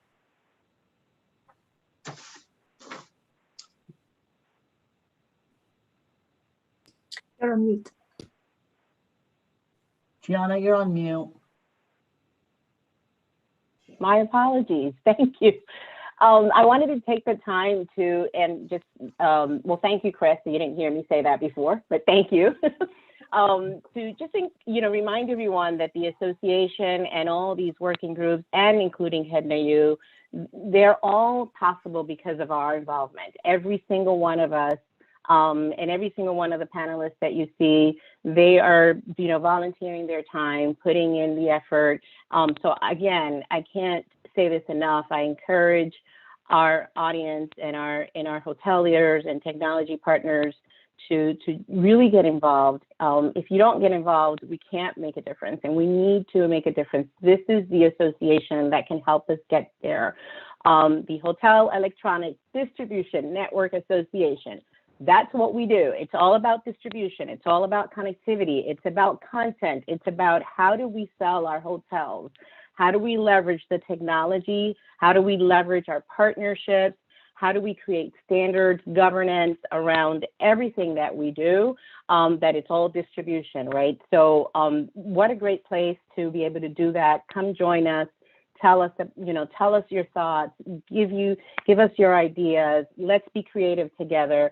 And Chris, I do want to offer you also the opportunity to do a special call out if there is anything that anyone in our audience can do to help advance the work that we're doing and that you're leading with Hedna U.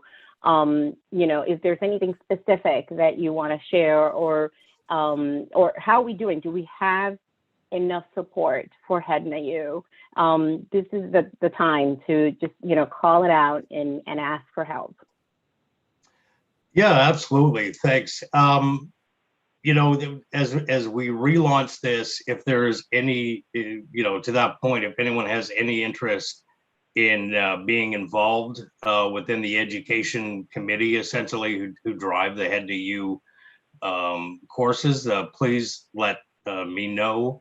Natalie Kimball as well is on this, chairs this committee, and so we would be more than happy to discuss different opportunities for you.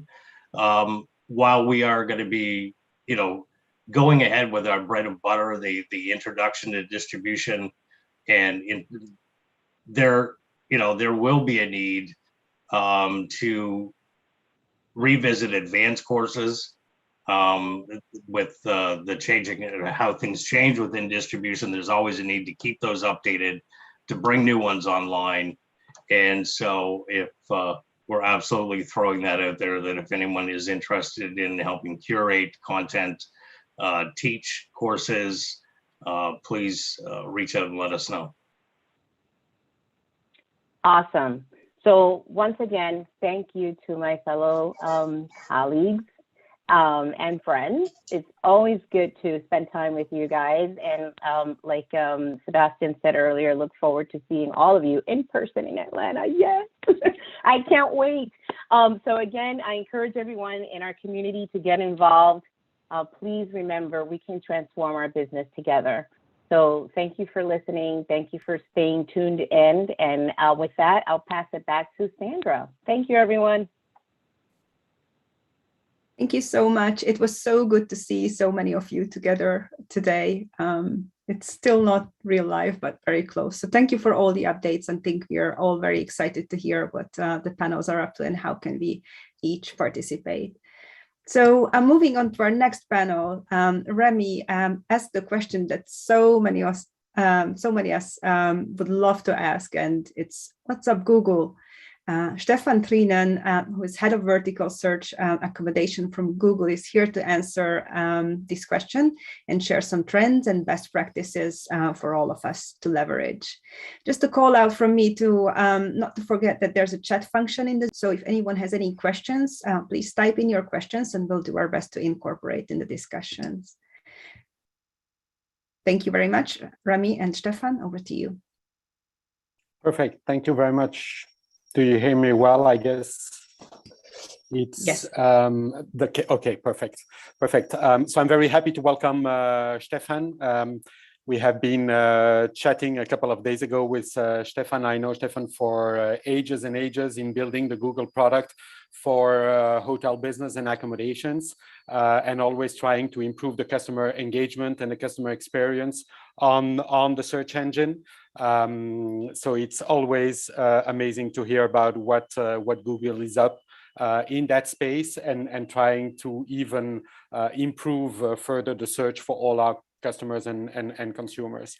So Stefan, I'll hand it over to you for what you have to tell us, and I'll be chatting and checking also the chat for following up questions after your presentation. So Stefan, feel free to jump in.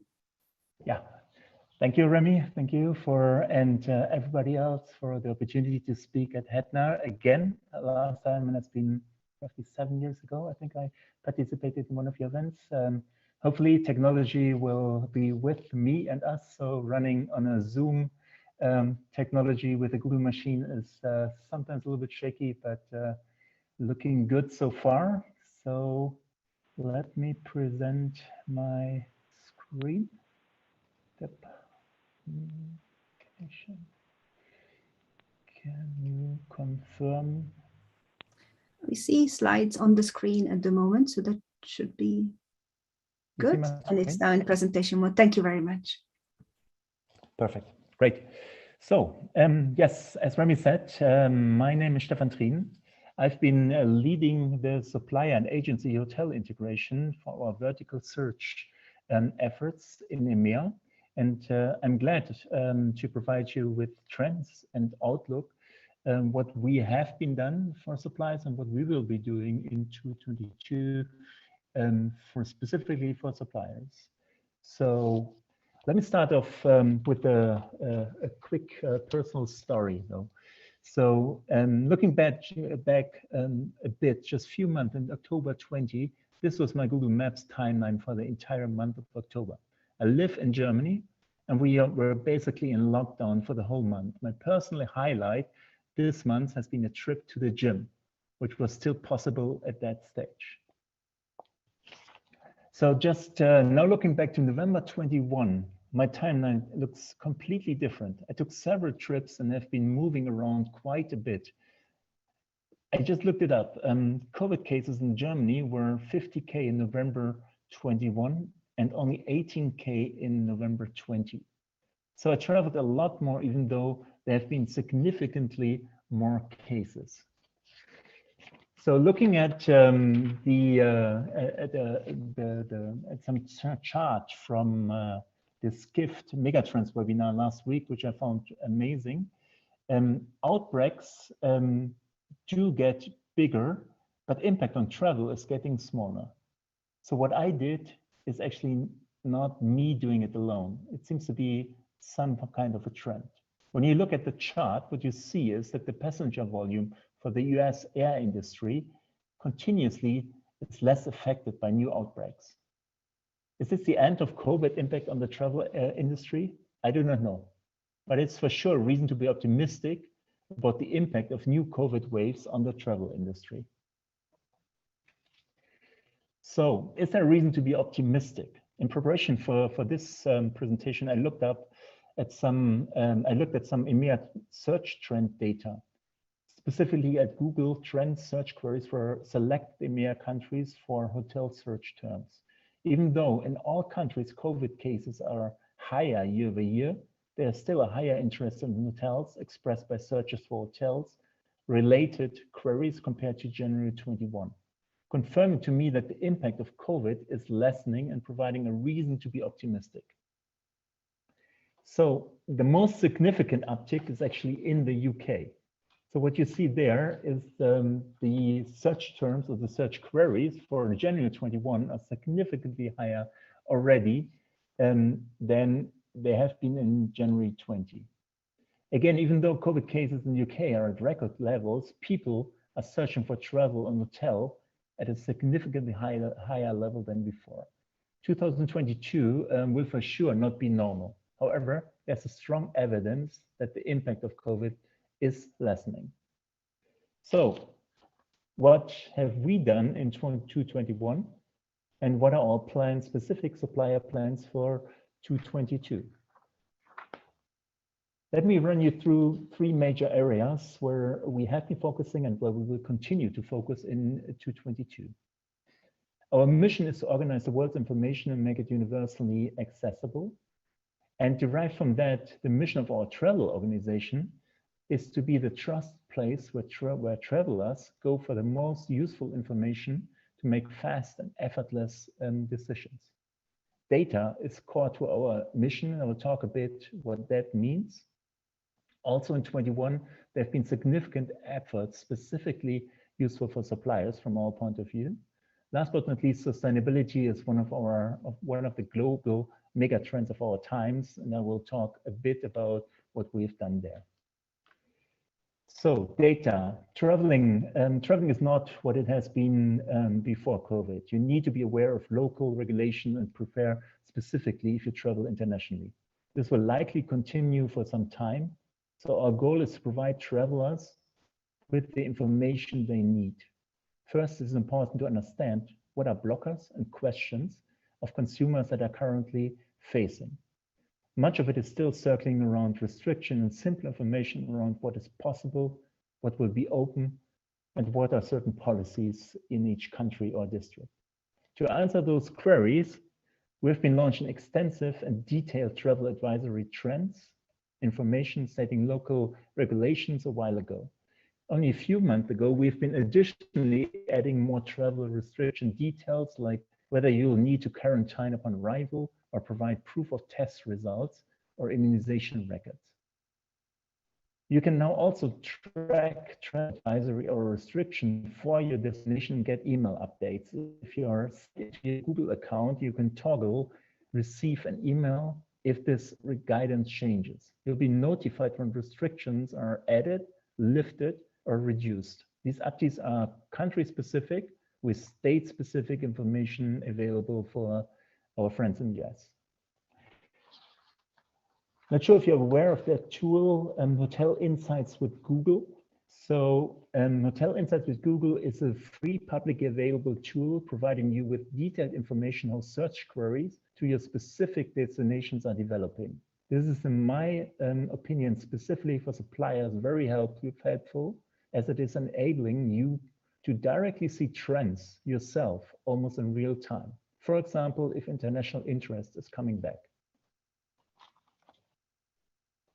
Secondly, during ITB last year, we announced one of our most significant launches in 21, and I do believe this is also true for 2022. An additional non-commercial opportunity that should be very interesting specifically for suppliers, free booking links. Free booking links function similar to hotel ads, but there's no charge to Google. They're fully organic, non-paid. So if you're not familiar with free booking links, how does the UI look like now? So if a user decides on a hotel and a specific itinerary, we do show partners that send us a price for that itinerary. We take a look at the right side. This is what I mean. Hotels are on top. Hotel ads, sorry, are on top. But we added an additional slot below the paid hotel ads section with additional organic prices. Free booking links. This will enable specific suppliers to get additional exposure without additional costs to Google, and this is a great starting point for a deeper integration with us. Important to note, though, that you can choose to be live only on free booking links. You do not need to buy ads to participate with free booking links. So what else did we do for the supplier industry? 2021 has also been a year with significant efforts geared specifically towards suppliers. Globally, we ran tens of webinars for our agency partners, doing events for industry organizations like hotel federations in several parts of the world, or as you see here, via Google-led educational series with a specific focus on suppliers, Travel on Air. If you are still interested to participate in Travel on Air, you can Google for it and still register to watch it.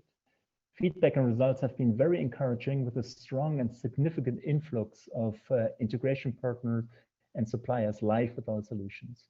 These efforts will continue in 2022, and we are optimistic that we see significantly more suppliers opt for integrations into our hotel solution, showcasing their availability and prices to consumers. So last but not least, sustainability is one of our mega topics of our times. We all know that the pandemic has only accelerated this trend to our data, according to our data. So what have we done here in the space of travel? Let me run you quickly through two of the key initiatives relevant for travel. Sustainability is becoming, from a principle, sustainability is becoming an integral part of our travel products. To make that happen, we've created a whole new team of engineers, designers, and researchers focused solely on creating travel sustainability solutions. Already, this team is working to highlight sustainable options within our travel tools that people use every day. Google Flights now shows estimated carbon emissions for every flight. When you search for hotels on Google, you see information about their sustainability efforts. Hotels are certified for meeting high standards and from certain independent organizations like Green Key or EarthCheck. They will have an eco-certified badge next to their name. If you want to dive into a hotel-specific sustainability practices, click on the About tab and see a list of what those hotels are doing. From waste reduction efforts and sustainability source materials to energy efficiency and water conservation message. Many of you are already cooperating with us on these efforts. If you want to add if you want to add sustainability attributes for your hotel and you haven't done so, you can do that via your Google My Business profile. So, to conclude, hope I've been able to provide you with few insights of what we have been doing and what we will continue doing for supplier specifically. Supplier is the focus area of our efforts in the hotel space and in travel in general. The pandemic by no means is over, but there are strong signs of recovery and lessening impact for travel as we see it.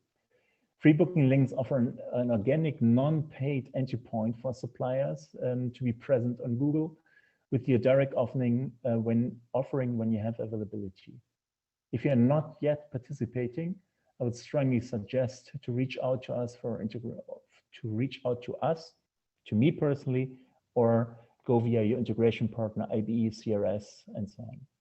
If you're participating already in our organic or paid solution, I'm looking forward to further discuss opportunities about increased visibility or direct booking, or likewise important, how sustainability is reshaping travel and how we can incorporate that. With that, thank you for your attention, and hopefully I've been able to provide some insights and some new trends and that are useful and interesting for you. Perfect. Thank you so much, Stefan. This is very helpful for us in the industry to understand how Google is also participating in helping the suppliers to gain visibility throughout search engines. I will follow up with a few questions to the audience. Feel free to write your questions in the chat, and I'll make sure we are asking them to Stefan. So if I can just recap a couple of things that you have been presenting, and I will make a few comments out of that, Stefan. So you are increasing the availability of data that you give access to the industry and to the hospitality industry in particular. This is in general very valuable information, specifically for smaller suppliers, in my point of view, that do not have all the capabilities of good customer insights and analytics in their back office to help them to plan more and better the way they invest also in their marketing and how they acquire customers. So I think it is a valuable proposition that Google is doing to help the industry to understand better their market in order for them also to take better decision in how they want to spend money eventually, if they do, or how they can activate also other organic channels throughout the search engines and on Google in particular. So that's a very interesting part, and I think a very valuable part for all marketers in the industry. Then there is the part that you must have seen me smiling when you said there is a free thing on Google, which is great. We all appreciate that, but I would still, by having used the new feature since last year with my previous company, it is indeed a great capacity. It is a great capacity that has increased also our organic search share of business. So definitely it has an impact. Now, I believe also that the organic search share of voice has been increasing significantly also because of the crisis and because of the COVID restrictions that has increased the trust that people put into the direct supplier, especially around all security, safety, and health conditions. It's always better to look on a website of a supplier than a distributor to get the right information. But you're right, this is an important topic. Now, I'd like to add to that also that it is a mix of all the capacities that Google is offering. I mean, it is very important to understand that Google optimization is a great mix on what you do on SEO, on this new hotel search capacity, but also on the comparison site or the meta search capacity that Google has. And finally, on the hotel ads. We appreciate the fact, Stefan, that you're saying that you don't need to invest into the hotel ads in order to activate this new feature. This is true. So I would strongly encourage everybody to activate it, because that's one extra feature in order to get traffic and demand. But it's also true that on Google, there is a huge impact on what you do with ads and what you do on SEO and what you do on other features. It's a combination of all that will make you take the entire benefits of what Google has to offer in terms of demand generation for generating more traffic. The two last parts are quite new now also on Google and very important. The education, where you help to educate and the industry, but also the people that are getting access to the industry is really amazing. And of course, you guys have access to so much data points that it's important that you share also your knowledge and the trends of how customers are behaving online in order for the suppliers to take, again, better decisions in how they invest and how they market their products to generate more demand. So the travel on air is an amazing tool that all people should use. Sustainability, unless to say that it's the most important criteria for search today towards the customers. They want to travel safe and sustainable. There is also a lot of discussions on the table around sustainable marketing. So the way you read the data and the way you use customer data in order to run your marketing. And we're going to see in the market, in the MarTech, a lot of sustainable marketing tools that will come there. So wherever Google can help in becoming more sustainable and offer sustainable products and services, that will be an asset for the brands to promote themselves. So all good and all great. This was very clear, Stefan. Thank you for going over that. Can you tell us, is that new product impacted also by web performances of the website? You know that on Google search, the regular search engine, it is highly impacted. The way your organic search is also ranked by the level of your web performances, the speed, the content that you are featuring there. Is that new feature also impacted by that, or that's completely separated? I mean, you know that there's this Google magic behind a lot of yes. the organic side, so I won't be specific because I don't know. But what is definitely important, and we see that there's definitely a malus for not having a good performing website. If, for example, users bounce back, or for example, if the prices are wrong, we don't want. I mean, that's not in your interest, that's not in our interest. That we send a user to a website that, for example, showcases the wrong price, doesn't have all price components in it. So I would see from that website, if you have a good performing website, it's okay. But if you have issues with your price feed, for example, then this is something that will impact your ranking. Okay. Perfect, thank you. So that's what I thought. So definitely the performance always impact in one way or another the capacity to be ranked. Will is that all product also, this free link, organic link, is that also available to distributors?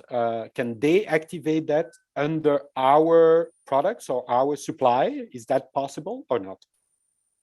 Yes, I mean, that's still the most common way of integration. So we work with tens of integration partners. Those are basically all the known large and small IBE, CRS systems in the world. And usually this is the way small and large chains and individual hotels are integrating in the paid and in the ad solution. Okay. One more, yeah. And if there's any integration partner, technology partner that is not yet integrated, I've been working in that space for quite a while. So we always had a bottleneck of integration, and we are solving that bottleneck now. So integration are much quicker, and we're just going to speed up with more integration. So that's really good news. So if some of your tech partners are not integrated, please reach out to us, and I think we'll be able to integrate quick. Okay, perfect. Last question for you, Stefan, is regarding this analytics capability or these data insights that you're making available. You have also a product, we discussed it briefly the other day. You have a product called Travel Analytics Center. How is the link with this Travel Analytics Center and that other product in terms of data that you are sharing now? Is that the same? Is that fully integrated in the Travel Analytics Center? Can you just briefly say a word on that? Yeah, what you're referring to is a little bit more restricted. So that's why I mentioned the Hotel Insights. Hotel Insights is basically what we want to do is provide also self-help for everybody.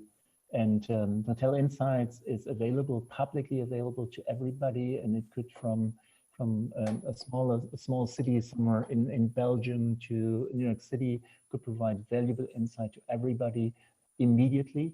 And the tool you're referring to is a little bit more restricted and needs to be under contractual terms. So I would strongly recommend to go first with the publicly available tool. Okay, perfect. Well, thank you, Stefan. Is there anybody with a question? I can't see any question on the chat. I can see a lot of very well-known friends there in the audience that I know also for ages, which is great. It's great to see you around. Any questions to Stefan that he can still answer? We have 3-4 minutes left.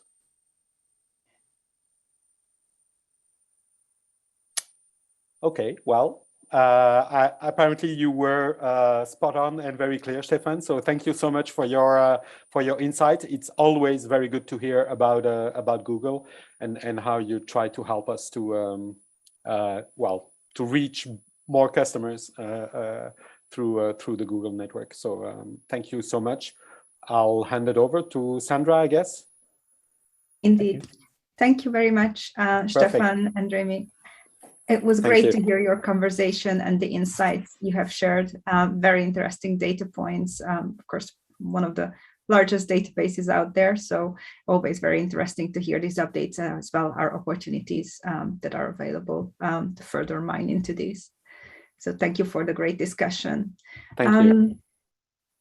Up next, Robin Rossmann will be with us, who's the managing director at STR, and he would have been on stage in Vienna in probably these exact moments if we could be there in person. He would be giving us an update with special focus on the European markets. Well, the largest update on the markets have been done by Omicron in the past couple months. So let's see, he joins us virtually today, and lovely Natalie from the Hedna Board will ask the questions we all wish to ask and help us look into the future. Thank you, Sandra, and thank you so much, Robin, for being here. I think anytime we have a conference, this is the moment we all wait for. This is the exciting update. We all want to know the last 2 years have been absolutely insane. Nobody could have predicted. So Robin, we're really looking forward to you kind of showing us or telling us more about what has changed, what hasn't, what, look into that crystal ball that we all wish we had some access to, and let us know what we think is going to happen. You've got so many data points. We always love hearing from STR. So very excited to have you. If you can kind of let us know how trends are going right now.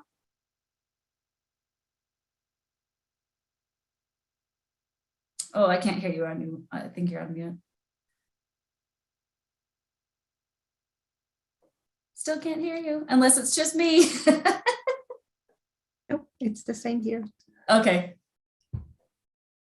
No, not yet.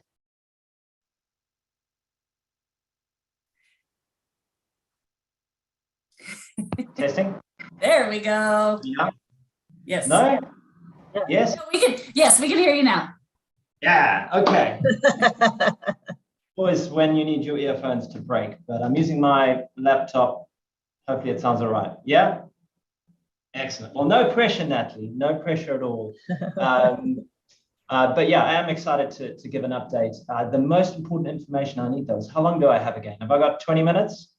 You have 20 minutes and everybody would want you to go 2 hours. So we will take all the information you'll give us.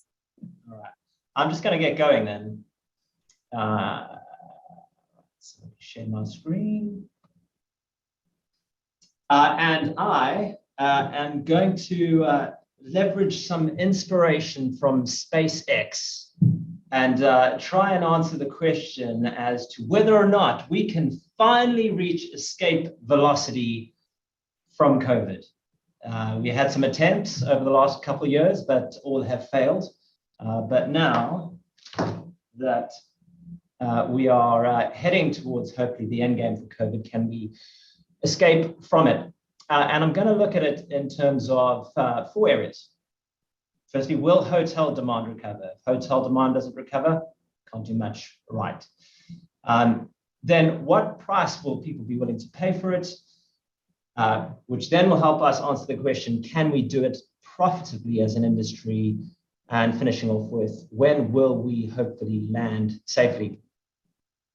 So firstly, will hotel demand recover? And as I said, I have taken inspiration from SpaceX and leveraged the formula for determining the escape velocity from any object from the planet. which is that lovely little formula over here. The velocity required is 2 times g being Newton's universal constant of gravity, multiplied by the mass of the planet, divided by r, or in our case, it is this formula, which is the velocity required is the square root of 2 times the gravitational desire of people to travel, m being the mass of people with the ability to travel, and dividing that by those blasted COVID restrictions, right? So really it comes down to desire of people to travel, ability of them to do it, and restrictions on their ability to do it. And I'll start in reverse and talk about the restrictions, which is, I think, if you look at all the surveys of epidemiologists out there, the current tide is that they believe that during 2022, we'll obviously go from it being a pandemic to being endemic, which means it's still going to be around, but we should be able to just get on with our lives. And what we're seeing already is that COVID restrictions are starting to be relaxed, no more testing required, still vaccination requirements in certain cases, but assuming you have that, it's becoming easier and easier to travel. And that's the assumption that this whole presentation is going on, and it's what we're assuming at STR, that we will move towards endemic, that restrictions will start to go away. Which then leaves us with the really important questions is, will people have the desire and ability to travel? And I'm breaking it up into leisure demand, business demand, and then groups and events. And starting with leisure demand, the question, is there pent-up demand, or are we post-travel? Are we done with traveling for leisure? Are we happy to stay at home? And I'll just take a step back to where we've come from over the past years. And there's no doubt that the overwhelming theme in terms of when occupancy has recovered, it's been when those restrictions have been able to be eased, but it's also really been about that leisure demand, particularly domestic leisure demand. That's what drove recovery in the United States. So the summer months, between 90 to 100% recovered. That's what enabled Europe, which didn't rebound as strongly, but recovered to sort of 2/3 recovered in occupancy. Certainly in recent months in the Middle East, summer sun, they're attracting a high demand, and we're seeing that driving the recovery in the Middle East. And again, over the Christmas, Thanksgiving period, you can see in the US, leisure demand driving occupancies back to their 2019 levels. So there definitely has been recovery to date. And that's despite when we ask consumers, we ask us selection 2,000 odd consumers around the world, in the current COVID environment, are you more or less likely to travel for leisure? And the answer is actually less, 22% less for domestic and 58% less for international. And even though that's the case, we've seen that recovery already. The question is this what will apply going forward post-COVID? And I would say, from a personal perspective, I think not. I think the factors that have driven us to travel before, to see family, to experience new places in the world, to relax in the sun, or if you're like me in the UK, just to get away from the consistent downpour of rain, will mean that we will all want to travel again for leisure purposes. And you don't have to take my view for it. We have asked those same people, when COVID is done, when we move to an endemic situation, are you more or less likely to travel for leisure? And the answer is both for domestic and international, about 27, 24% more likely to travel. And that's sort of improving over the last 6 months or so. So there is definitely a desire for people to travel, and there is also the ability, because despite the tragedy that is COVID, government policy has meant that many people's disposable income has been preserved and indeed grown. We've seen saving rates going up. And it looks like there is still at least 2 years where people will have the ability to spend those savings and relieve that pent-up demand. And certainly when we look at business on the books this year compared to same time last year, what we're seeing is those leisure destinations that benefited from big staycation markets like here in the UK, Cornwall and Devon. What's on the books this year, these green lines, is way ahead than what it was in same time last year, the blue line. And so I think these kinds of destinations, not only are they going to have the same or better summer that they had last year, they're going to have a much better first half of the year. So expect those destinations to do really well. And then those other leisure destinations that, you know, are more definitely more driven in the summer months and more fly-to destinations, they too are having a stronger start to the year, but it's really in the summer of 2022 where I think you can expect them to have a fairly record year, with bookings already much stronger than they were last year, and certainly much more certainty of consumers going into the summer months. But what about business? So on business, it's not quite so rosy. People taking a much more conservative or negative view around how much they're likely to travel in the current situation. About 56% less travel. So we're all experiencing, certainly experiencing it today. But even when the pandemic is over, people are saying they think they'll travel about 30% less. And certainly when you look at the results around the world of occupancies in 2021, you can see it's those cities that rely on international travel and business travel that have struggled the most to recover. But is it really going to be that bad? And one of my favorite charts that makes me believe that it won't be that bad, that I don't think it will be as bad as that negative 30% that people are thinking is this. And you can take this for really any country, but this is the UK, and it looks at 20 years of data of hotel demand, room nights sold, and GDP. And you can see that when you index those from the same start point, there is a massively strong correlation. And it's obvious. You know, when you look at hotel demand, it's underpinned by businesses doing well and growing, paying their employees who then have more money to spend on leisure travel too. But it's that businesses doing well and driving demand for business travel. Has that gone away? Has it gone away forever? If you look at the last 2 years, you can see the gap. Economies have actually recovered to their pre-pandemic level pretty much everywhere in the world. But that demand hasn't come back. And I don't think that it is not going to come back, a double negative. I think it will come back. And it'll come back because we are already seeing these trends, these views that people are going to change their behavior forever, whether it be for leisure or for business purposes, starting to reverse. All those darlings that had massive growth, Zoom, Peloton, Netflix, all massive declines in their share price, not just because of interest rates going up, but also because subscription growth has died because people are changing their behaviors as they return to normal. And certainly when you look at day-to-day lives, we have data on residential occupancy across the US, and looking at apartment occupancy in New York, you can see people have moved back to the cities, even though they're having to pay much more for it. It's the highest apartment occupancy we've ever seen in 20 years in New York at the moment. And so whilst, yes, people will resort to things like Zoom for meetings, I think you'll be surprised at how strongly it will come back.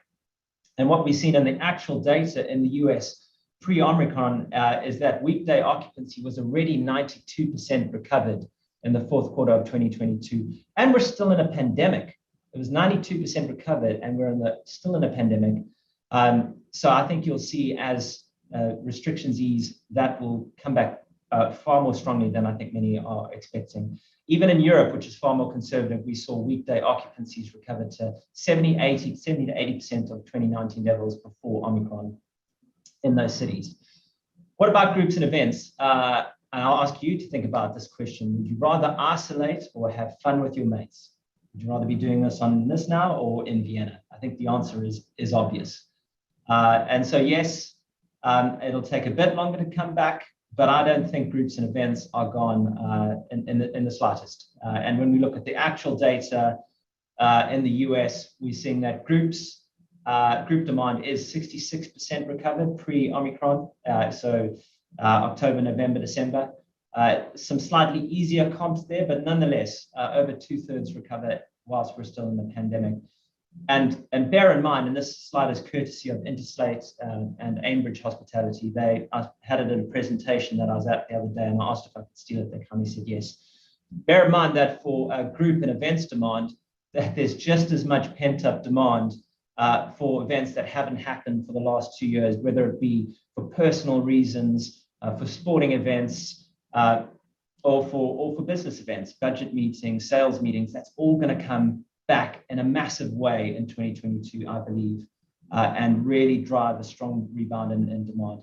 And so whilst when we look at business on the books, there is business out there.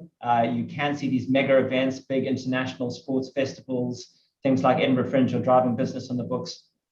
And it's much better than it was last year. You're still not seeing that other group demand come yet, but I think it'll only come in once we get through this Omicron piece, and hopefully you'll start seeing it come through in the second quarter.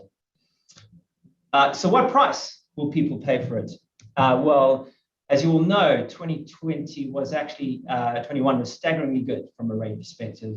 For the month of December, which I think is a good snapshot, here you can see average rates versus 2019 levels, and really amazing to see that all of these regions were ahead of 2019 ADRs, a few exceptions being China, which had been struggling with a few more lockdowns and its zero COVID policy.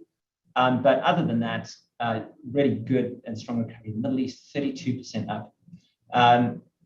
And what's been driving that rate recovery is just three major things that I'll touch on. One is, of course, these leisure destinations driven by that rebounding pent-up leisure demand, especially where there is domestic demand. Here's a selection of 15 of our top performing markets from a rate growth perspective versus 2019. And you can see Russians traveling in masses to Sochi, either in the mountains or by the sea, Montenegro, Seychelles, Los Cabos, Florida Keys, all of these places most people want to go. Haiteng Bay for China, the big domestic market capturing there. I just scratched my head around York, lovely place. Never thought I'd see it in the top 15 rate growth markets in the world, but there you go. That's the strength of the British staycation. So that's what's driven it, and expect this rate growth to continue in 2022, I think. I don't think that these destinations will necessarily give that up, whilst there's still this level of uncertainty. So lots of leisure rate growth still to come, and certainly lots of growth for luxury hotels. Coming out of the 2008-9 pandemic, it was luxury hotels that really drove rate the fastest. We're seeing that again, and we saw it in 2021, and we'll see it again in 2022, especially in places like the Middle East and Europe. And finally, the third thing that's driven that rate growth has been the change in mix, less cheaper group business, more higher rated transient business. And so yes, as that mix stabilizes in 2022, that might put a slight dampener on rate growth, but I don't think it will impact it too much, because even group rates and RevPAR is coming back strongly. I think hotels and the industry has found it necessary to price in that rate growth, and I don't think it's going to be given up too easily. So can we do it properly is the next question. And the Middle East has already shown us that we can. Some staggering rate growth coming there, particularly in the Middle East, particularly in Dubai, particularly linked around things like Expo, but nonetheless, still staggering rate growth, which has driven profits in the Middle East up 25% from their pre-pandemic levels. Whereas in Americas, it's still sort of 75%. North America or US a bit higher, actually, around about 90%, you'll see in a second slide. Europe a bit lower, 2/3 recovered, and then APAC struggling there, mostly because of China putting that down. And so it is possible. Yes, inflation is out there. It's a big problem for our industry. Cost inflation is big, but it is possible. And it is possible because of that rate growth. And so if that rate growth continues to come through, it should enable us to absorb the necessary cost inflation that we have within our industry. It's necessary because we have no choice when it comes to things like utilities. And I would argue it's necessary from a broader employment base to in order to attract the talent that we need to deliver the service for our guests. And so, yes, wage inflation is definitely an issue. And looking at the US, you could see that wages are some 20% higher than they were pre-pandemic. And nonetheless, actual total labor costs are still 10% below pre-pandemic levels, and that's because of the shortage of staff. So whether it's on purpose or not, hotels are being more efficient, and whether that's sustainable or not is a different question. But nonetheless, that is the reality of the current situation, which will take me to the final bit. And when will we land safely? And I could watch this video again and again. I think it's absolutely awesome. And like the video, the rocket does land safely. And like that, I believe our hotel industry will land safely and recover at and beyond 2019 levels of performance. We're forecasting that the US will get there by the end of the year. So by the end of the year, US on a nominal RevPAR basis will be back at 2019 levels. We're expecting that the Middle East will get there a little bit faster because, in particular, because of Dubai really pulling that way up with Expo, and then it'll drop back down towards the end of the year and end up roughly where we think in aggregate, and individual destinations will vary massively, but in aggregate across Asia, Europe, Middle East, we'll expect it to be 90% recovered on a run rate basis by the end of 2022. Which you could argue is not great. You could say, well, it's not fully recovered, but I think at 90% recovered, things will feel pretty normal. And I think there's the potential for there to be upside on this, and certainly there'll be many destinations that will do far better than that. So conclusions. We've proven our resilience as an industry in 2020 and 21. Unbelievable how many closed, but the vast majority of them have reopened, like 95% reopened across the world, and higher than that, 99% reopened in places like the US and the UK. And in 2022, we believe that we will prove our ability to recover strongly. We will see demand bounce back. Leisure will be even stronger than it was in 2021. It'll be stronger in the first half of the year and in even stronger summer period. People have said that they want to travel more, both domestically and internationally, and they have the savings to enable them to do it. Yes, business is still going to be a slower recovery, especially in this first quarter. But I think as we head into the second, and in particular the third and fourth quarter, there's so much pent-up demand for all types of travel. And yes, it will be led more by domestic than international, but that international will come back to. Because of the underlying economic recovery. Groups and events too will be led by pent-up demand, particularly for those big sporting and personal events, but business will start to come back too. And because of all that demand growth, not because of inflation, but because of that demand growth, hotels should be able to capitalize on the rate growth that they've seen in 2021, or the rate recovery at least. Leisure will grow even stronger. Luxury will continue to do well. The one thing in the mix that will change things will be that segmentation will return to more normal, so that'll dilute some of that ADR growth, but it shouldn't go negative. And that means that whilst from a profit perspective, cost inflation will be a huge challenge, it is possible for that margin to be maintained and / recovered to 2019 levels. And so by the end of 2022, we think, in general, things will feel pretty normal. And hopefully we'll be reviewing that in person with you then. Excellent. I love the normal in the air quotes. I think that's very appropriate. We have a new normal. That was absolutely fantastic. As a data junkie, I love seeing the slides, love seeing all the information. I do have a couple questions. When you talked about the data specifically with Cornwall and Devon, and the fact that that market was coming back, I kind of did think about what % of that, and not looking for an exact number, but are you looking at vacation rental as a component of that? So given that we are a hotel focused industry and we're obviously looking to build that, question around, have we seen a change in length of stay? And what impact is that vacation rental market having on that growth? Yeah, well, I think the data that we showed there is for hotel accommodation. So it's not vacation rental, first of all. We did compare against, I haven't done in this data, but we have looked at vacation rental versus hotels through 2021. And there's no doubt that vacation rental benefited from the comfort that it gave people about being more secure around your surroundings, being able to do everything yourself. And so vacation rentals outperformed hotels at leisure destinations and in cities through 2021 with generally longer length of stay. No doubt about it. Do I think that will inhibit the hotel industry's recovery? No, because fundamentally, I think demand will recover to those pre-pandemic levels, and the supply structure hasn't fundamentally changed in the last 2 years. And what we'd seen continuously pre-COVID was vacation rental supply was entering the market, was there and was available. It wasn't stopping hotels from growing occupancy. So I don't think that will change things going forward. Okay, great. That's what we all want to hear.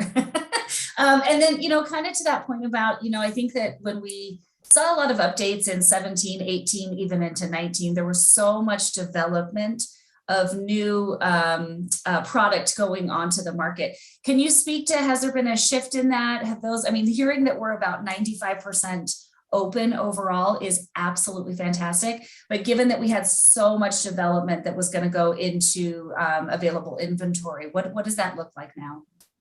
Yeah, it's a great question. I didn't cover it because if I covered pipeline, it'd be another 5 or so minutes. But yeah, the short story is, of that pipeline, very little of it got cancelled. Anything that was under construction or sort of funded has continued to go ahead. People haven't canned it, and that's because, if you look at the real estate as an investment, you may not believe it, but certainly relative to a new shopping center or office space, hospitality represents a lower risk in terms of long-term shifts in demand and recovery. And so that stuff's still being built, and hotels are profitable at much lower levels of performance than what we had pre-COVID, which does mean that supply will have that and has that coming on board as we continue to reopen. Some of that will offset some of the closures that we have seen, but we will end up in a situation, by the end of this year, where supply will be 3-4% more than it was pre-COVID. Do I think that fundamentally changes the overall market forecasts? No. Where would I be worried about that? If you've got a hotel or portfolio that has hotels that are in less attractive destination locations, underinvested, last to fill, that's where you'll have those challenges. But if you're in a good location, good product, I don't think you'll have an issue. Excellent. Okay, good to know. And I think that that's the positive take I hear as well, is that if the development hasn't stopped, the demand is coming back, that supply and market is actually not going to be as impacted, which is fantastic. One other thing I kind of was curious about, and I saw that, historically, we're going to age ourselves a little bit, but, any hotel looking for shoulder, we could pretty much anticipate if you could get a Sunday night guest to stay over, you were great, right? This was kind of that shoulder date that we were always struggling to get filled. And it looks like now, with the way that, staycation, leisure, whatever we want to call it, we're really bleeding into that concept. So do you believe what you've looked at, there is such a thing as shoulder dates and need dates? As a hotel, do we focus on those anymore, or do we just generally price to be available and competitive in market? I definitely still focus on them for sure. I think the ability to convince people to book into those dates is got easier. I think that's definitely, but you will still have, especially in the environment we have with labor shortages and wanting to increase that length of stay, you want to find your peak nights, and you want to make sure that you're pushing people to extend beyond those nights into your shoulder nights as much as possible. So I definitely think it is still a thing. The data is playing out that it is still a thing, but I do think it's easier to convince people to book in there. So. Excellent. Okay. And I will take, Vishal has a great question that I'm going to take from the chat here, asking about the expectations on the demand of RevPAR in second and tertiary markets in 2020. Obviously, a lot of as you were surprised to see York, I was surprised to see Cape Cod. One of the destinations I would personally pick to go. But have you dived down into those second and tertiary markets to see how those will look? Yeah, I'd say in many ways the secondary markets, tertiary markets did better in 2021 than the main gateway cities, because they've got less reliance on that international and business travel, and more leisure and more domestic business into those, because different type of business. It's not the high-flying executive. It's the practical, technical kind of business travel. And so I think that trend will continue in 2022, particularly in the first half when we still have Omicron that we're sort of getting rid of the remnants of, or we're not yet in the endemic phase. Those secondary, tertiary markets do better. And it's only later in the year we'll see what we saw last year, which was, for example, London catching up with the regional UK in terms of occupancy, but it only did that. Did it even do it? It got close to doing it in October, and then it's fallen off again. So, yeah. Does that answer the question? Okay. Yeah, it does. And I love, I'm kind of going back to thinking about the way that you had that map in the recovery markets being gateway cities and how those look. And, I can say from, as we're sitting here as part of Hedna trying to plan our next event, it certainly isn't easy. I think what we have started to see is that all of that pent up demand that you talked about from conferences and events, it's all kind of shrinking into those less contagious kind of months, right? So I think all of us, exactly, right, between March and April to about September, we won't be seeing any of our loved ones. We will all be baking up for all of the shows. I think everybody was surprised when ITB, it was one of the first ones to cancel. As an industry, that's one of our big shows. So when they first canceled in 2020, and then to see that, they continued with that, I'm hopeful. You've given certainly me a lot of positive outlook into what the future is going to be. I think, we're all, I know you're very passionate about the industry. You've been in it for a long time on the hotel side. And, we're all excited to see this come back. And to answer your question, would I rather Zoom or you had a really clever way of asking? Isolate or have fun with your mates? Yes, fun with my mates. That is definitely the choice I think we would all take. So I cannot thank you enough. There's a reason that we really wanted to have you, and especially at the end to close us out with some great information. So really thank you for participating. Appreciate your time. And Sandra, back to you. Thank you so much. And it was really a very engaging conversation. I loved your questions as well, all the details that Robin have shared with us. So thank you. It's been really very insightful. This actually takes us to the end of our Hedna at Home event today. So I just have a couple things to share with you as we close today. But first of all, I would really thank for all of the speakers we had today for everything they have shared, they've been up to. And it's been great insights and certainly something we can take away and think forward as we all think about the next months to come and the next conference to plan and the future as well. I also would like to thank for all the participants. We had great numbers in participants. A lot of people have joined us today. It was great to have you on board, and thank you for listening to us today. I'd like to also mention that the Hedna pillars regularly have webinars, so please look out for these ones. And even between conferences, there's many opportunity to hear from us and join these webinars regularly. We also have a Hedna app, which is now an all year round app. As Sebastian mentioned at the beginning, we keep updates there as well. So please look for it, download it, and engage with us there as well. Sebastian also referred to our conference coming up in Atlanta. So the registration link has just been out today, and you will find the link itself in the chat posted as well. So mid-May, we hope to see many of you as much as possible in Atlanta. We're looking forward to see you all there. And last but not least, we are also planning, of course, with the Europe conference, which it's still in the drawing board after that we have to postpone the one that we would just about to have right now over these days. So please look out for more information on the Europe conference coming, but we certainly have something in the plans to meet with all of our industry colleagues from this continent as well later this year. And lastly, I would like to thank again our sponsors, our annual sponsors, XanderPay, ADN, Planet, and SiteMinder. They really help Hedna to become what we are and help our work with their sponsorship opportunities. So another thank for them as well. With that, I will give a few minutes of your time. That's probably the worst sentence you can close something up these days, and we all hear it so many days, and here I go saying it. But thank you for everyone for joining, and have a lovely rest of your evenings or days based on where you are. So happy to have seen so many faces today, and we look forward to speak soon.